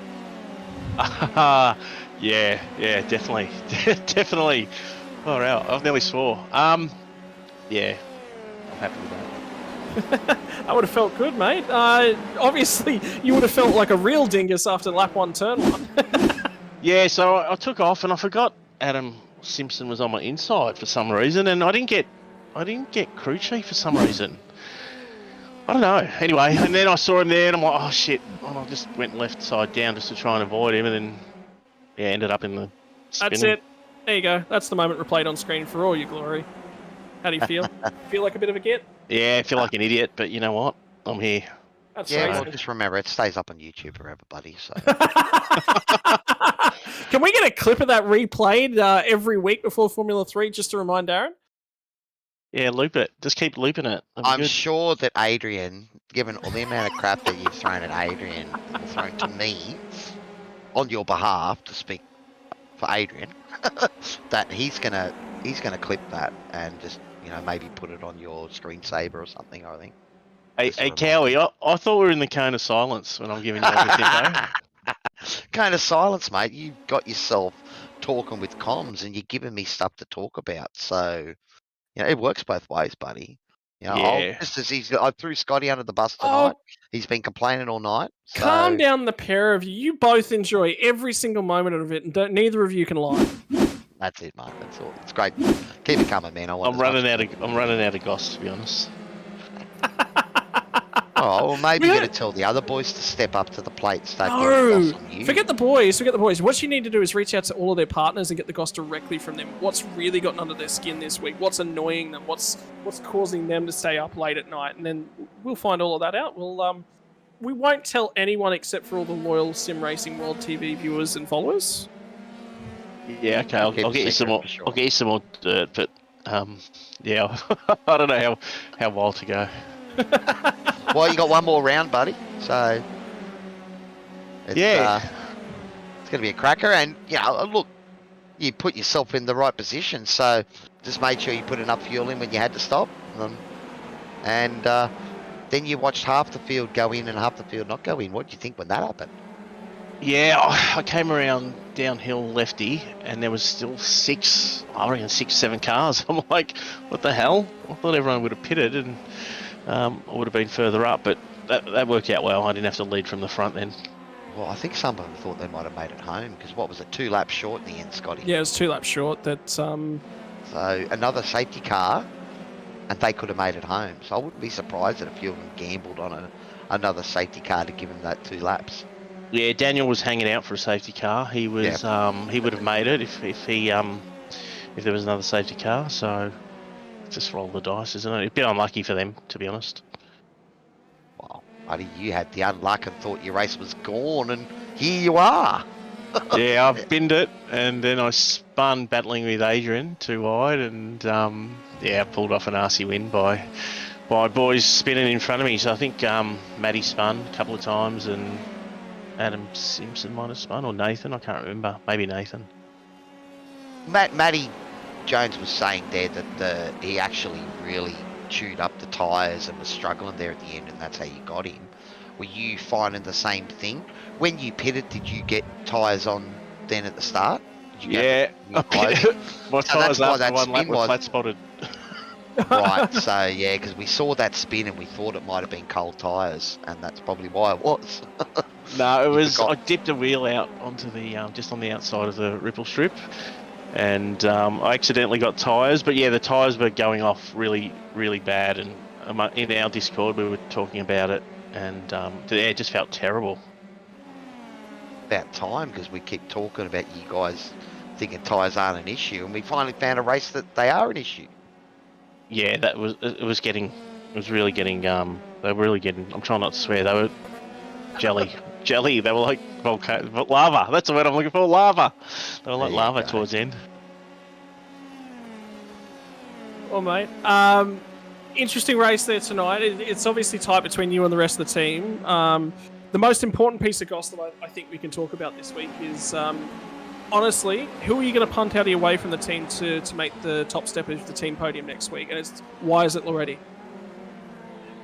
That little shithead, he's beating me now. That wasn't expected. I wouldn't have invited him along if I knew that.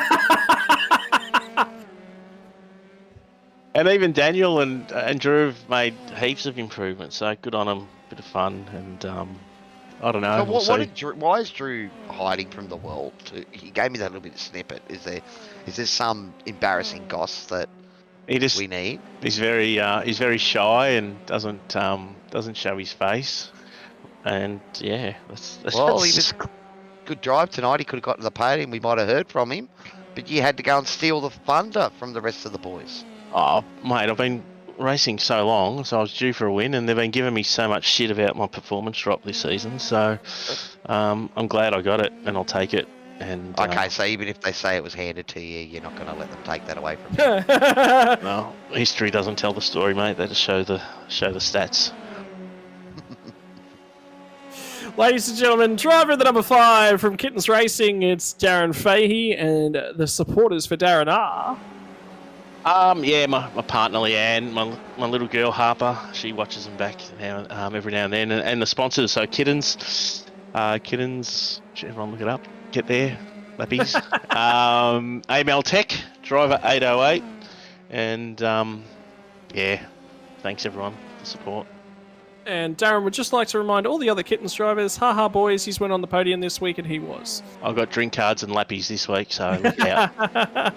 Ladies and gentlemen, Darren Fahey, always down for a good time and a bit of fun here in the commentary booth. Thank you very much, Darren. Thanks, fellas. Thank you. Cheers, buddy.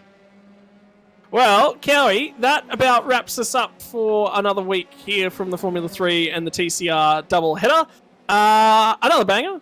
I don't think we can say that there's a week where it isn't a banger, but, you know, just in case you were thinking that there was a week where it isn't a banger, no, it comes out and really puts it to the full. No, the banger's next week, buddy.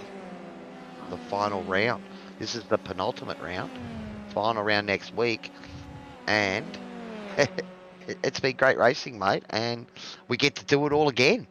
We do. So if you thought that this was all there was, no. Cowie and I get to go head-to-head tomorrow night in the SR8 Radicals in your Thursday night action. Alton Park is the venue, and I've checked. It's the International without chicanes. So it is with all the nice long straights, and that is a cracking track for the Radicals. Very narrow, similar to Canadian Tire. You put one wheel off on the grass, it's probably all she wrote in terms of that one. Followed by the Porsche GT3 Cup 992 Carrera Cup cars to us Aussies. That will be coming to you from... Where were we for the TCRs? Twin Rings for the Twin Ring Porsches. Motegi. Yep, correct. Yep. And then V8 Supercars on Sunday night as well will also be from the Twin Ring Motegi before we commence grand final week. Next week on Monday night, we'll have the first of our grand finals champions will be crowned. Tune in every day of the week. Tonight, we welcomed one new driver to the TCR League for free. Will somebody else be receiving a free ticket to go racing next week? Big shout as well to all the sponsors that make it possible for Sim Racing World. Pagnian Advanced Imports for all your next level racing gear. They can get you racing. For more information, visit Pagnian Advanced Imports today. Warren and Brown Technology for all your tools and needs required. We have a super sick advertising promotional video that they've put together. Man, does it look slick. Love seeing that sim racing car every time I've seen it so far. Shout out to the promo department, DSL Welding Services. I missed the promo department earlier on. Dragon RC and Melville Equipment Corporation. That is it. Signed, sealed, and delivered. Toyo Sim. I did miss one. Well, I've missed one this morning, missed one this afternoon. Right, and that is it. Signed, sealed, and delivered from Canadian Tire Motorsport Park. Join us again tomorrow night as we go racing one more time for Sim Racing World TV.